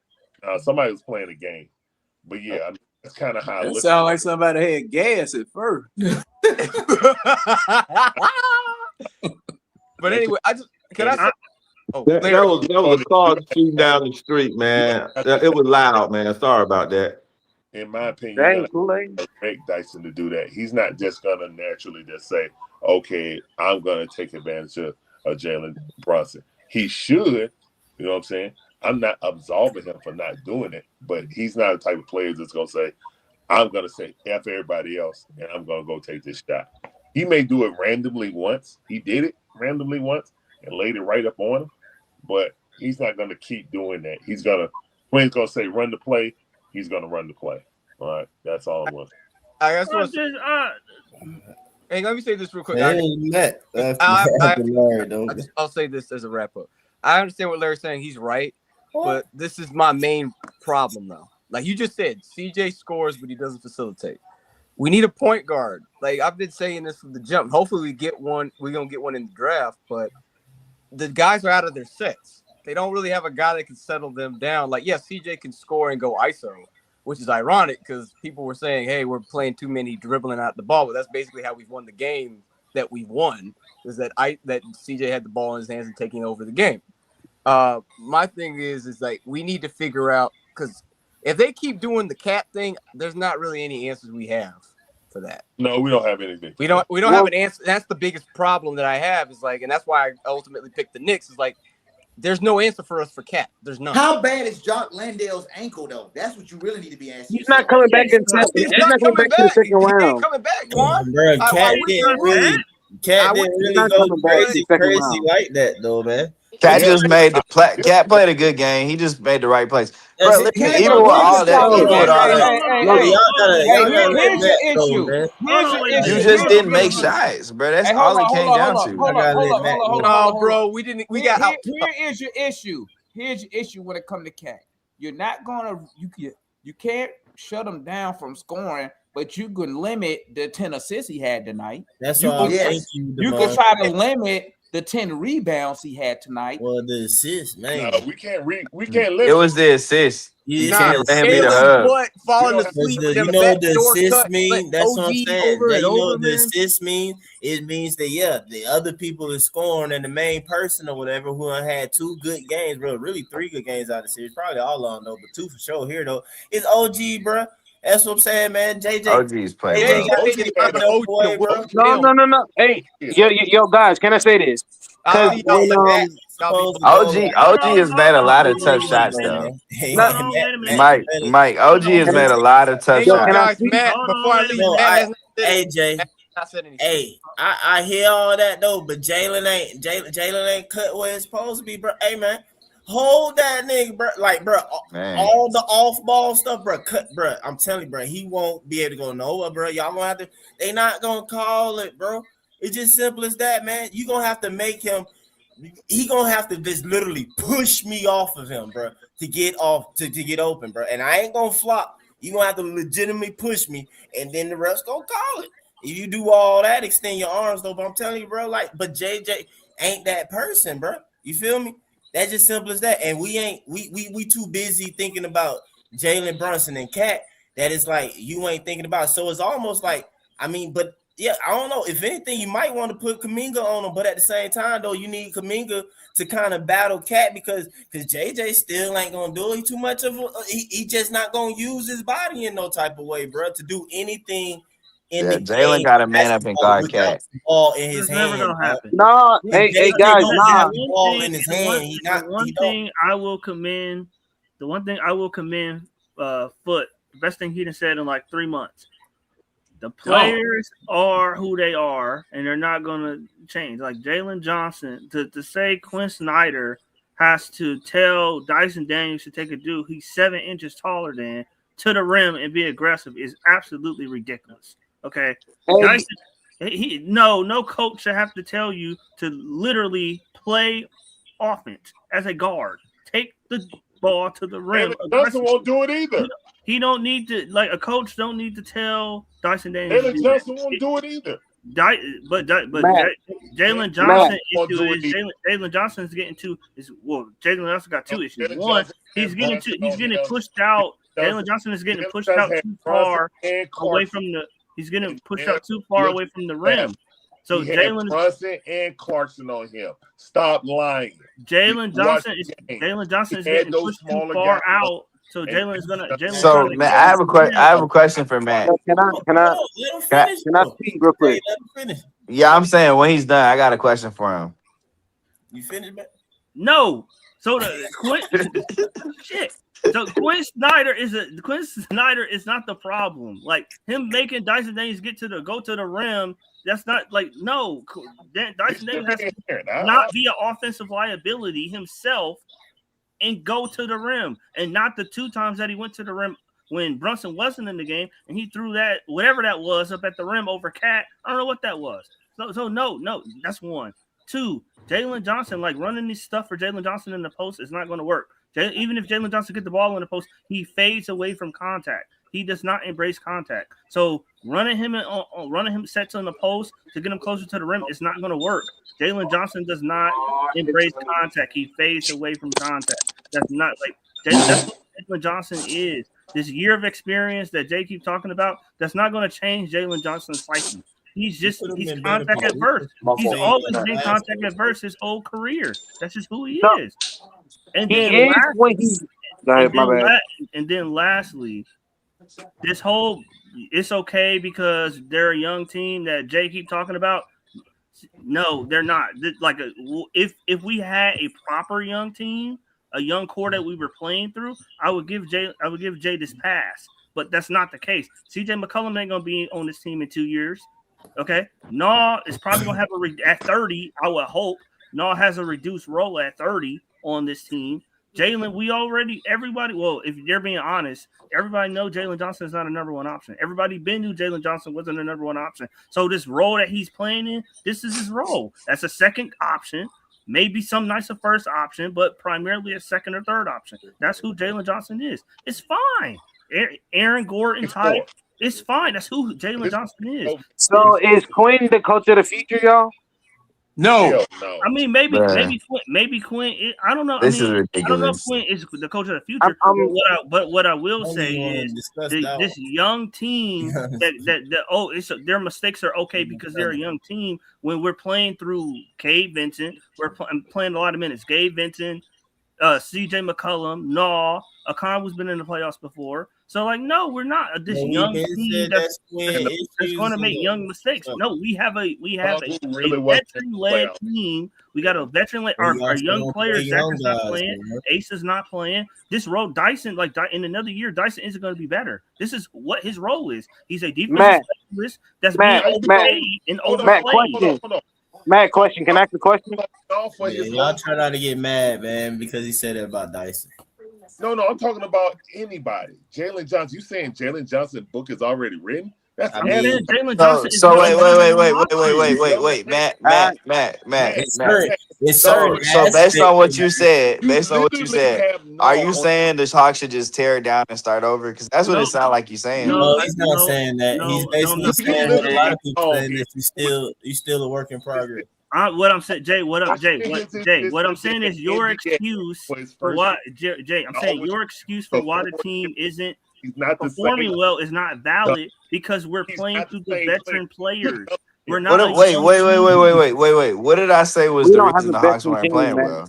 You Because said we're. I said these guys haven't been. That's a fact, dude. They haven't been in these roles before. What role? What For a roles are you playoff talking? team? Okay, That's be not Jalen what. Johnson. Listen, Jalen Johnson Time ain't out. never had the Jay, ball in Jay, his hand to be the guy. Jay. But to argue against what you're saying, though, I can. All right. The whole. I'm talking about the Hawks team right now. To also agree with Matt a bit or whatever. All right, 5 guys. We don't go that deep. I said it before anyway. Quinn was only going to go about 8. All right, you rotate 3 in off the bench. 1 off the bench is a vet in Gabe Vincent. Boom. All right, he has playoff experience. We know. So you cannot say he has not been in these type of games or knowing that it's going to be this type of way, how it's going to be. Ooh. Let's go to the starters, right? Out of the 5 players that you got 5 that start, okay? CJ McCollum, playoff experience. Nikhil Alexander-Walker, playoff experience. And Double O. I mean, Double O did play some and Double O really ain't Ain't no time. But also Mike added in the playing game. Secret though. Hey, And but then Mike, too, did he not play in the Boston playoff too though? I mean, we lost it, but that's hey, true. did he not play? But Mike, if you add in the playing games, And then there you go, right there too though, Matt. Double O, all his playing games experiences. No, Dyson played in the those playing are a still lot serious last year. games. What are you talking No, about, I didn't Larry? even want to get to that. What I'm saying, I always take 5, bro. If 3 players is a certain way out of your 5, that is the majority. The same way I told y'all immediately that Trae, KP, and JJ, all 3 together in a 5-man lineup, whatever, that is too many bad defenders with issues or whatever out of the 3 out of 5 that you gonna suck ultimately, ain't gonna do crap. So that's all I'm saying. I ain't gotta go no further, bro. Once I feel like I hit the 3 or whatever, it's like, bro, it's the same thing with smaller players. We'll go Trae, you'll go Double O, and then them niggas throw somebody else out there. 3 out of the 5, boom. So it's like, I'm just and then saying. now we have a team that can't score offense. And now we have a team that can't score offense. Hey, question panel. What's the coach do y'all see that with this roster or the core young guys that we got on our team that we're not going to trade? We're not going to trade JJ. We're probably not going to trade Nah. So our core that we got right now, what coach or what playing style do you think that will benefit us? I mean, to be honest with you, I'm cool with the way we play, bro. In a sense, in a I don't think Quinn going anywhere. I think Quinn's gonna get an extension. It's the little things within the idea of how we play, bro. I feel like that mess us up. But that's the coach. This where I'm leading to is that fully. If the coach is not giving the confidence to the players in the little things, don't we need to change that up? Like the ideology. Dog. Are we going around on that question? Are we going around the panel on that question? For me though, Trinity, can you be more specific? Trinity, I hear what you're saying, but hold on. Hey, are we going around the panel on that question? I don't know. However you want to. Okay, well, Mike. I just want him to be a little bit more specific when you talk about in the small things. What are you talking about? My question is Quinn the coach for the future, and is his coaching style what the Hawks need right now, or like with these young core? Okay, that's different from what was said. Okay, all right, I got you. That's my question, and I'm asking that for the panel. Okay, now Mike, you answered yet? Well, I was answering. I don't know. I might not be I don't know. I can't necessarily just simply answer it because I was just saying to start with though. I don't necessarily disagree with the overall, in a sense, idea per se or whatnot. I mean, and I hate to say it though, but like modern basketball, like I mean it's like I get it and stuff like that. It's just like other aspects where the team fell at or whatever, and I think that can be from. I don't know. I can kind of maybe attribute that to like the rest of the staff in a sense, like question like what they do, or whatever. I'm not too opposed to it, bro. I just think that Anzi got to continue to build the roster to quote unquote Quinn proof it or whatever.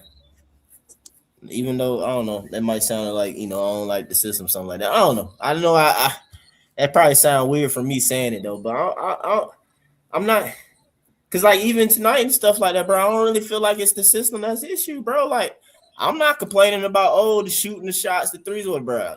It's the little just minute things, bro, just within like certain players that I feel like they tighten up on, do better at, like you straight or whatever. And I can put that on like the other coaches, the ones who like sit on the second row and stuff too. You feel me? So I don't know. That's the best I can say. That's me. Matt, what you got? I mean, from an X's and O standpoint, I've never had an issue with Quinn schematically. Now the rotations, playing with more physicality, like he could be better with that. But to me, that's more on the assistant coaches. As far as the assistant coach's job is supposed to be helping with rotations, and they're the ones that's supposed to be talking to the players more on a day-to-day basis, and instilling physicality and all that stuff. So I would say he may need to upgrade his coaching staff for sure. But because a lot of those guys are, like John say all the time, none of those guys are like well-known people on his coaching staff. But other than that, like X's and O's standpoint, I always thought Quinn was, yes, Larry, a genius from a schematic standpoint. So, yeah, I mean, I think with a newer coaching staff or modern coaching staff, I think he'll be fine. I think it's more roster issues. No point guard. It's more about the roster than it is his coaching. All right, let's keep it moving, man. What's good, John? Quinn's roster, Matt. Go ahead, John. Quinn and this bunch of malformed miscreants needs to be put on the first Greyhound bus headed toward the Pacific Ocean. Stomp the gas, put a brick on the accelerator so they can go deep into the damn water. And the reason why, you got let's take a look over there at New York. New York has a center that they run plays for. Only thing our center doing out there shooting threes, too small to do anything, doesn't present a problem to the opposing center at all. Okay, we don't run plays. What we've done, and what I guess most of the NBA has done, is taken one play, the pick and roll, and made an entire offense out of it. We are not, I mean, these people, some of the things that I'm hearing here, when you have to tell a basketball player to shoot the ball, that's ludicrous to me. That is just completely ludicrous to me. Where you have to tell someone that's getting paid all of this damn money to shoot, to defend, to know how to shoot, to know how to defend. That is asinine ludicrous to me. Because you're supposed to come here with prerequisites like that. You're supposed to know what the doggone do. And the way that this team is constructed, and just like to Matt's point about roster construction, did you construct a roster? Or did you construct your roster to do what it is that you wanted to do, which is completely antithemic to what basketball is supposed to be all about? Everybody on that floor at all 5 positions is supposed to be able to contribute on both offense and defense. You got a man, great defender, most improved player last year, regressing on the offensive side. To where when he gets the ball, I'm going to tell you right now, Dyson Daniels is one of the best dribblers on the team. If he could only finish after he gets to where he needs to get to. Because if this man could shoot, he would be one of the best players in the NBA. Because he can get to a spot. The way that he dribbles, moves, dips, ducks, he can get to a spot and he'll be open for a shot. But he can't shoot. You're right, John. It's ridiculous. That ain't quite the question, but you're right though, John. Or I'm trying to get to. Hold on. I mean, you're right though. Boy, It's just not. Well, I already answered the question. I already answered the question as far as the coach is concerned. All right, And I might have gone home. I might have gone home, but I'm sorry, but I'm talking about good. All right, go ahead. Go ahead. TC, you there? Answer. Yeah. You gonna answer that question? Oh, I mean, well, yeah. Answers. I say no. He is not the future. He's not the future coach to our for our team. I think that the player who I think that would really help us would be the point guard for Portland right now. What's his name? Oh my goodness, I can't think of his name. But you said who? Drew Holiday. Yes, Drew Holiday, because he will provide veteran leadership, ball handling, a person that's already won championships. He has that pedigree. I think he would be a perfect fit on this team, and I think he would be a missing link. Now, as far as having like a big man, we can either solve that problem in the draft, or we can get somebody like a veteran leader, on a cheap contract. We could do that. But I feel like Quinn is not the person for this roster and team. All right, what you got, Kool-Aid?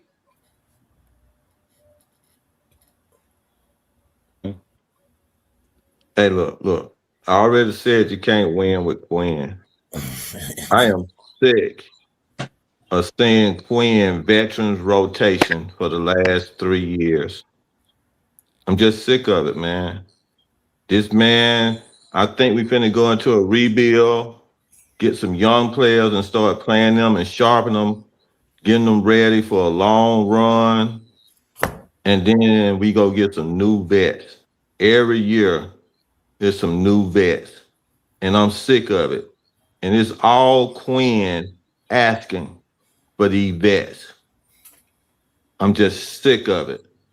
And the coach, and if you're gonna win a championship, go get a look at a resume of a coach that got final championship on his resume and go get him and bring him here. That's what you do. I'm just sick of it. You got a super chat. Oh, shout out to the homie, man. $50 super chat. Okay. I want to apologize from me on the mic. Something went on while I was at work, but my main rant was that we got a bunch of microwave sneaky scores in the game. McBride plus OG was killing us. We had no answer. McDaniels can get a mid-range. Sad. Who's McDaniel? Oh, does he? Dyson.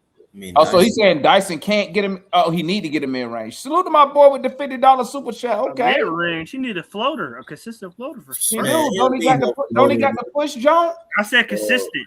No, he don't need a floater, bro. Demond, that ain't no shot. You don't need that ain't no shot. You don't need no soft move to his repertoire, bro. John, this is what I'm saying though. This is what I'm saying. You need to learn how. He had Brunson on him. Bro, it sounds sad, dog. He could have went in there and just went like this, bro, and got at least got a. Bro, this is simple. And he had Deuce on him too. This the simple assignment you'll do, but they'll probably just have to zone it up though. But the simple adjustment that you gonna do in the game, like that's the case. Then we finna just post Dyson all game, bro. Like, bro, bro. Everybody, listen. It is so sad how far Jalen. Hey. It is so sad how much Jalen Brunson played off Dyson. Bro, the scouting report is out, bro. It's been out, bro. It's out. Oh, okay, Demond, in game 5, Demond, would y'all? Oh, my bad. Hold on. Let me finish. Larry didn't get to answer the question. My bad, Larry. My bad. Go ahead, Larry. If Quinn was a pimple on somebody, but I wouldn't pop it. I Why would you do that anyway with any pimples? Y'all funny, man. Y'all funny. I don't want Quinn as my head coach. If he could be my Tex winners, then yeah. I mean, that's what Quinn is. He's an offense coordinator. He's not a head coach. Okay, that's why he didn't take over the job at Duke, because he wasn't qualified. Because he do dumb stuff as a head coach. he's an offensive coordinator. You know what I'm saying? He what I would say is he is probably I'm not gonna say Mike D'Antoni because he revolutionized that crap. But yeah, he's just an offensive coordinator. We need a real head coach that can make the decisions. I don't know if it's Billy Donovan, because I'm not really impressed in what he did at Chicago. But we need a real coach, make real coaching decisions during the game, and not just be a damn robot to my analytics. So yeah, that's how I look at that. On the whole thing, I don't even want to extrapolate anything else because John did enough, and I don't want to go off to the left. Yeah, you got another question? You can't win games with microwave scores for a starting lineup. Dyson needs a mid-range jumper and shot create. Otherwise, draft a guy and trade Dyson. Oh no, he said we need to Dyson. trade. I tell you, we need to trade. I don't agree with that question or take because there is a role for Dyson. No, it's but not. No, there is because he's one of the best. Look, he's one of the best players, defensive players in the NBA. Look at with the center with the Wolves. Was shooting He ain't got no offensive game. Hold on. Let's stop right there. Hold on. Rudy Gobert. Hold on. Rudy Gobert. You can continue. Just hold on 1 second. I just want to put a fact there in the period. Rudy. I want Rudy. Yes. The Minnesota Timberwolves were a bottom 5 defense the year before Rudy Gobert got there. The year he got there, they became a top 3 defense. So he transforms defenses. Dyson Daniels, we're not. Dyson Daniels does. He has transformed. I'm in the most valuable player, most valuable player Gobert got. That's a lot, man. Most valuable. When was he a top 3 defense, Larry? MVP, defensive MVP. Defensively, Rudy, yeah, he got like what, at least 4. Half of the season. Okay. Hey, Larry, I can't hear you. Yo, you said what, Larry? Yo, Larry, I can't hear you. Second half, but once we got one more competent defender on this team with JK, we became a top 5 defense. You talk about when we played that mushmallow schedule in the second half? No, that's not legitimate. That's not legitimate. When we played better teams, Matthew. That's not legitimate. Overall, we played top 3 defense. We got another competent defender on this team. Larry, we played a combination of tanking team. We played, Man, let Larry finish. We went through a time frame, Larry, when we played a 10-game stretch, 5 out of those 10 games didn't finish within 10 games of 500. We played great defense against the better team. The only game we got blown out was Houston, off the top of my head. That's the only game that we got blown out. So for me personally, if you get some more competent defenders, you get more competent defenders. You're not just depending on Dyson and Null. And before we was just like Null was coming off the bench. So it's like only either Dyson or Null in the game. And see, that's what you wanted to run with. You want to run with 1 point of attack defender and a whole bunch of ass defenders. That's what you want. Nobody said that. Yes, you did. Not really. Matt would want us to play Zach, but no. I'm not Or talking. or Matt will want you to go get Zach LaVine. Yeah, put Zach LaVine, Zach, double Zach attack out there. We'll be killing. I guarantee you we'll go 5 minutes without scoring. I bet you money that he's a loser. He will give up more points than he scores. We wouldn't go 5 minutes without scoring. First of all, Zach LaVine is always hurt.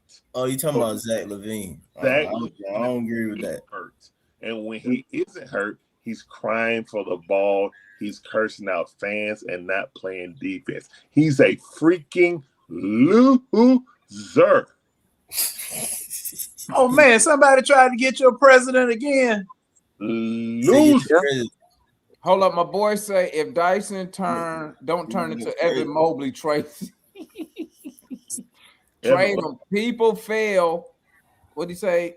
People fell from 3 and nobody attempts a mid-range other than CJ for 2 quarters.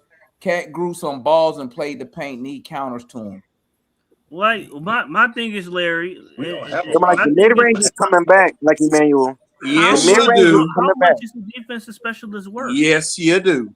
You got 4 players on the bench that you can put in there and tenderize Cat like a doggone New York strip steak. Beat the snot out of him. You want me to tell you So what every tonight? so all the big men that we got on this roster, that's why it's called 5 fouls or 6 fouls. Use them. That's what I've Look been at saying them. for the past. I've been saying this over and John. over and over again. Hey, John, but they are, like the new school. You remember the old school? Look at Shaq. Shaq, it was called Hack a Shaq for a reason, but he was That's what still in I'm the saying. game.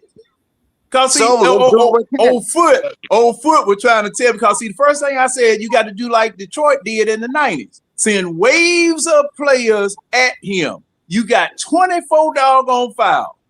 Use Wear him down, especially when you have Mitchell Robinson out there too. They go double big, we go big, and then a big Mac. What the hell is that? Hey, I John, mean, can I answer Matt question? Say what? Can I answer Matt? We got another super chat. Hold up. Oh no. Hey, go ahead, Larry. Ask me a question. How valuable is the elite defense? All right. So what I will say is another thing I'll give Coach Brown credit on. His focus went away from Brunson. They blew us out, and Brunson was not the focus of the game. Yep. So that's disheartening. That's how you nullify a perimeter defender. That's why people say, and it's true.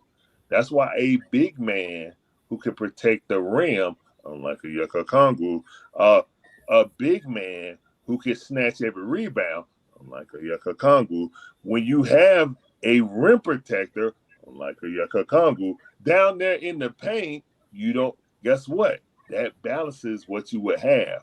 Like you have Rudy Gobert, but you also have Jaden Daniels out there playing defense. You also have Ant-Man playing defense. But again, if you try to just have, like, I'll put it like this. While I like Dyson Daniels' defense, he can't be the captain of your defense because he's on the perimeter. Okay? Right. The captain of your defense needs to be your center because down low. He's the entire court. Just like the point guard of the offense sees the entire court. You know what I'm saying? So for me, while I will say that without a true rim protector, there's about you can do what you can, and Jalen Brunson is still struggling. But once you shift your offensive priorities away from that and you start going to Cat, to OG, guess what? Your 2 best defenders are not front court players. They're abusing the weaker defenders in JJ and the Yucca Kombu. And that's what they're doing. That is what they're doing. But nobody want to talk about it. And I'm just like, okay, if it's more, if people want to focus on, and I understand, Dyson Daniels is a liability on offense. I understand that. That is not missing on me. But the fact that Josh Hart continuously snags freaking rebounds over Yucca Kongu and JJ like they ain't that It's frustrating. Hey, Larry, they don't box out in this game. I'm sorry to cut you off. I just wanted to add to you. So they don't box out. You're right. Like it was frustrating.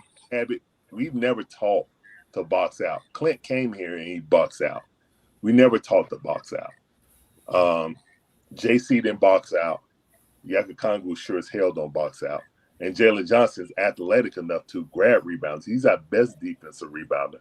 He doesn't box out. You know what I'm saying? So when you see the Knicks physically beating us to the ball because you're not initiating the contact to make sure that they don't get the rebound. You know what I'm saying? It's about one, not about you know what I'm saying, skill or something like that. You have the skill, you have the athleticism to do it. You got to have the want to do the dirty part of it.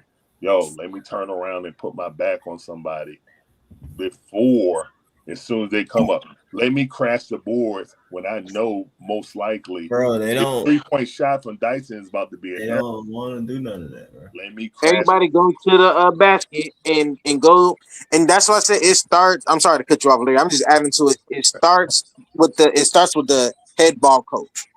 Like, dude, what outside of, it starts in the trenches and it's going to end in the trenches. Your post game of game 3, which was not inspiring. What are you fostering in their mind, in your players' minds, that when there's the ball, we're gonna all attack, and then once we grab that rebound, then we're gonna sprint that down the court. You are just like, hey y'all, if one person shoots a shot and it and it doesn't go in, everybody just go back down the court. In this series, do you know how many leak outs that the New York Knicks had where it was their one player and then nobody near him? Yeah. Like, it's happened the entire series. And like, people are like, yo, it starts with your head ball coach.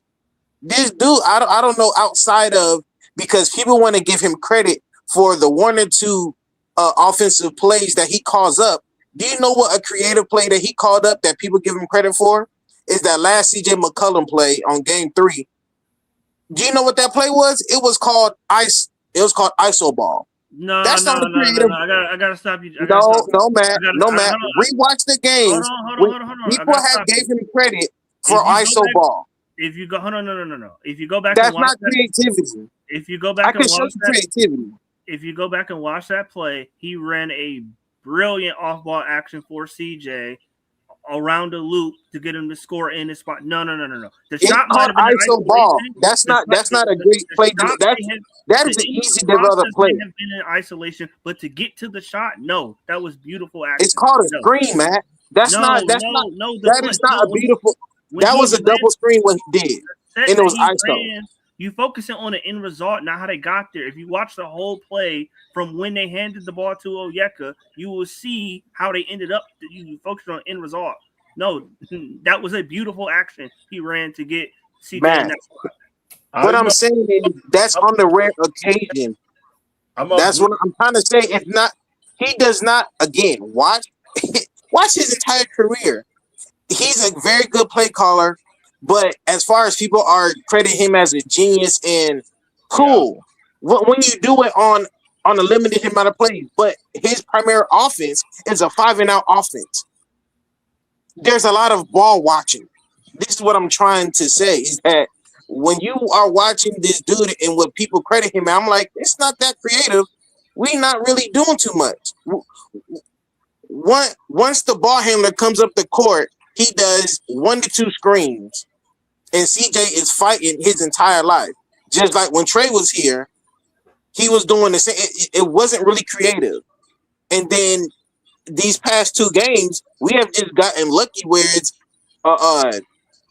getting bailed out because we're not really rotating the basketball and doing motion offense. Like,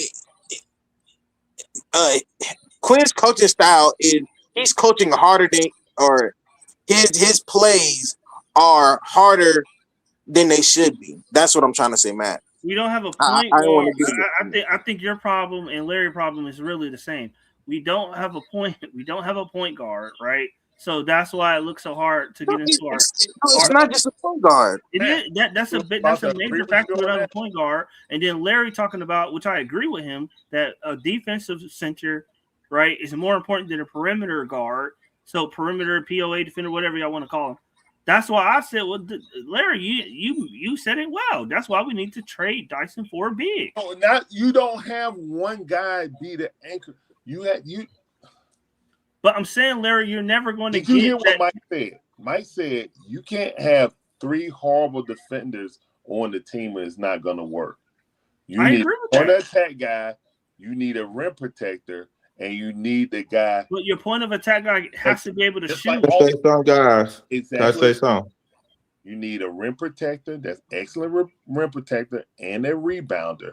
And when we got Clint Capella, he was elite at that, at both. Okay. But Larry, who was a bad shooter in that starting five around Capella? Who was a bad shooter? Capella. Only one who was a bad shooter was Clint Capella. No, I'm saying exactly in that starting five. Who was a bad shooter in that starting five, Larry, besides Clint Capella? Herder.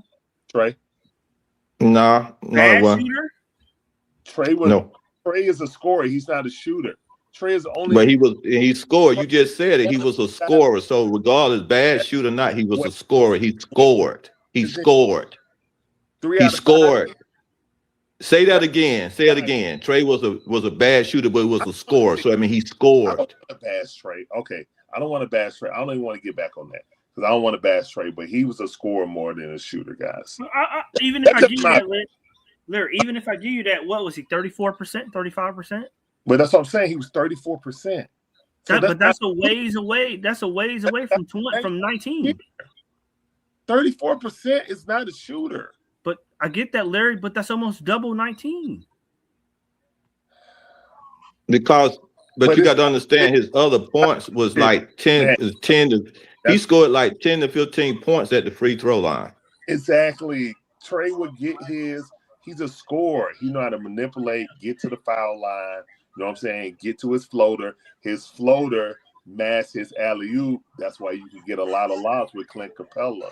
You know what I'm saying? Was an elite rim runner also. So I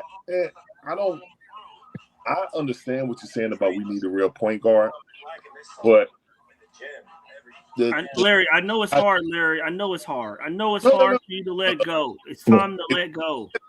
If we get a player like when Jonathan Kuminga came in and played excellent defense, but also attacked the basket. This is why I push back on the lane is clogged, because I've seen in 2 games Jonathan Kuminga, even in this game, he shot too many threes, but once he put his head down, them guys were sitting there waiting for him anyway, because they play him like they play Dyson Daniels. And he put his head down and still went to the basket, either laid it up over him or drew a foul. And that's what I needed. And that's all I need to see Dyson or Jalen Johnson do. Attack the paint. Hey, let me read this super chat. Can I say something? Let me read this super chat from the homeboy, man. Salute to my homeboy E, man. The first one was, you right, Trinity, too much fucking ball watching. Dyson and nobody else is moving to get open. Buddy Hield can shoot. We don't have a real problem. Then he says, nah, has no mid-range. That's why he only do layups. JJ has no mid-range. Only CJ Kuminga a little. Buddy Hield needs a shot. We arguing 19%. I mean, Buddy Hield not gonna play. I can tell you that right now. They're not gonna play Buddy Hield. Okay. I can tell you right now, the reason you see Kuminga shooting them threes is just like I told all them Kuminga fans when they came here. The reason he shoot them threes because that's what Quinn Snyder wants. Yep. Point blank, period. Quinn Snyder does not want a mid-range game. He wants threes. He wants 45 threes a night, and he wants pressure at the rim. And guess what what you're going to see is Quinn Snyder's going to keep. I'm going to tell you, Joe, what Kuminga go 0 for 6 from 3? You know what the coach going to tell him? You know what Quinn going to tell him? Keep shooting. Keep shooting them. And then once again, you wonder why I keep saying why Quinn is a playoff failure. He refuses to make adjustments to anything. He wants players to adapt to him. He doesn't put players in position to be successful. You see what Kuminga can do when he get the ball with his back to the basket and he shoot the mid-range. Yes. Okay? You seen that. But guess what? He gonna tell him to keep shooting the threes, keep shooting them, right? He doesn't say hunt for mismatches. Let me tell you what Quinn should have did with Dyson Daniels. You know what he should have did? And y'all have heard this plenty of times. He would have came down that floor. I would have told Dyson Daniels this. The next time you get Brunson one-on-one and you don't attack the basket, I'm taking your ass out of the game. I don't give a fuck about that's you. what I would have said. That's what I would have said. But he's not going to do that because X made a good point. Quinn And y'all have heard me say this up here time and time again. Quinn is not a coach who likes conflict. Okay. That's why you won't see nothing enforced. That's why I guess Jalen Johnson, when you're getting caught, when them boys getting caught up on those back screens, you know what Quinn should have said? Once again, you get caught up on that motherfucker one more time, I'm taking one of y'all motherfuckers out the game. As soon as I figure out who the problem, your ass coming out. But he won't do that. He will keep saying, keep playing, guys. Keep playing. Kuminga should not be standing in the corner. Kuminga's not a three-point shooter. Why the fuck is Moji playing? You see all these questions I'm asking, which everybody up here can see makes no sense. Why is Moji in the game? I don't understand. You should be, if you need a corner shooter, you need to have Zachary Richardson in the game. But you know what this coach does? To stroke his ego and prove and try so he can be correct and everybody else is wrong. He plays at those 2 minutes. And I'm gonna tell you, the first 2 minutes Zach played in the playoffs wasn't actually that bad. He missed 2 shots that I just seen Jalen Johnson missing multiple times over the past 2 games. That's why I call him a playoff loser. But listen, family, we about to end the show, man. We've been up here 3.5 hours. Hey, salute to everybody who tapped in, man. We're going to end the show. Salute to everybody who tapped in. Might do a show tomorrow. I don't know, man. But we'll see. But we definitely will be here Tuesday. I think we play Tuesday in New York. And I'm going to tell you right now, if this team don't come out with any aggressiveness, not only will you be down 3-2 going back, in my opinion, Austin needs to start looking at some damn changes. And that's all I got. I'm gonna holler at y'all, man. Everybody stay up. Have a blessed night. Changes where? We appreciate y'all for tapping into the show, man. Make sure you like and share the video, hype the video, man. I'm gonna holler at y'all, man.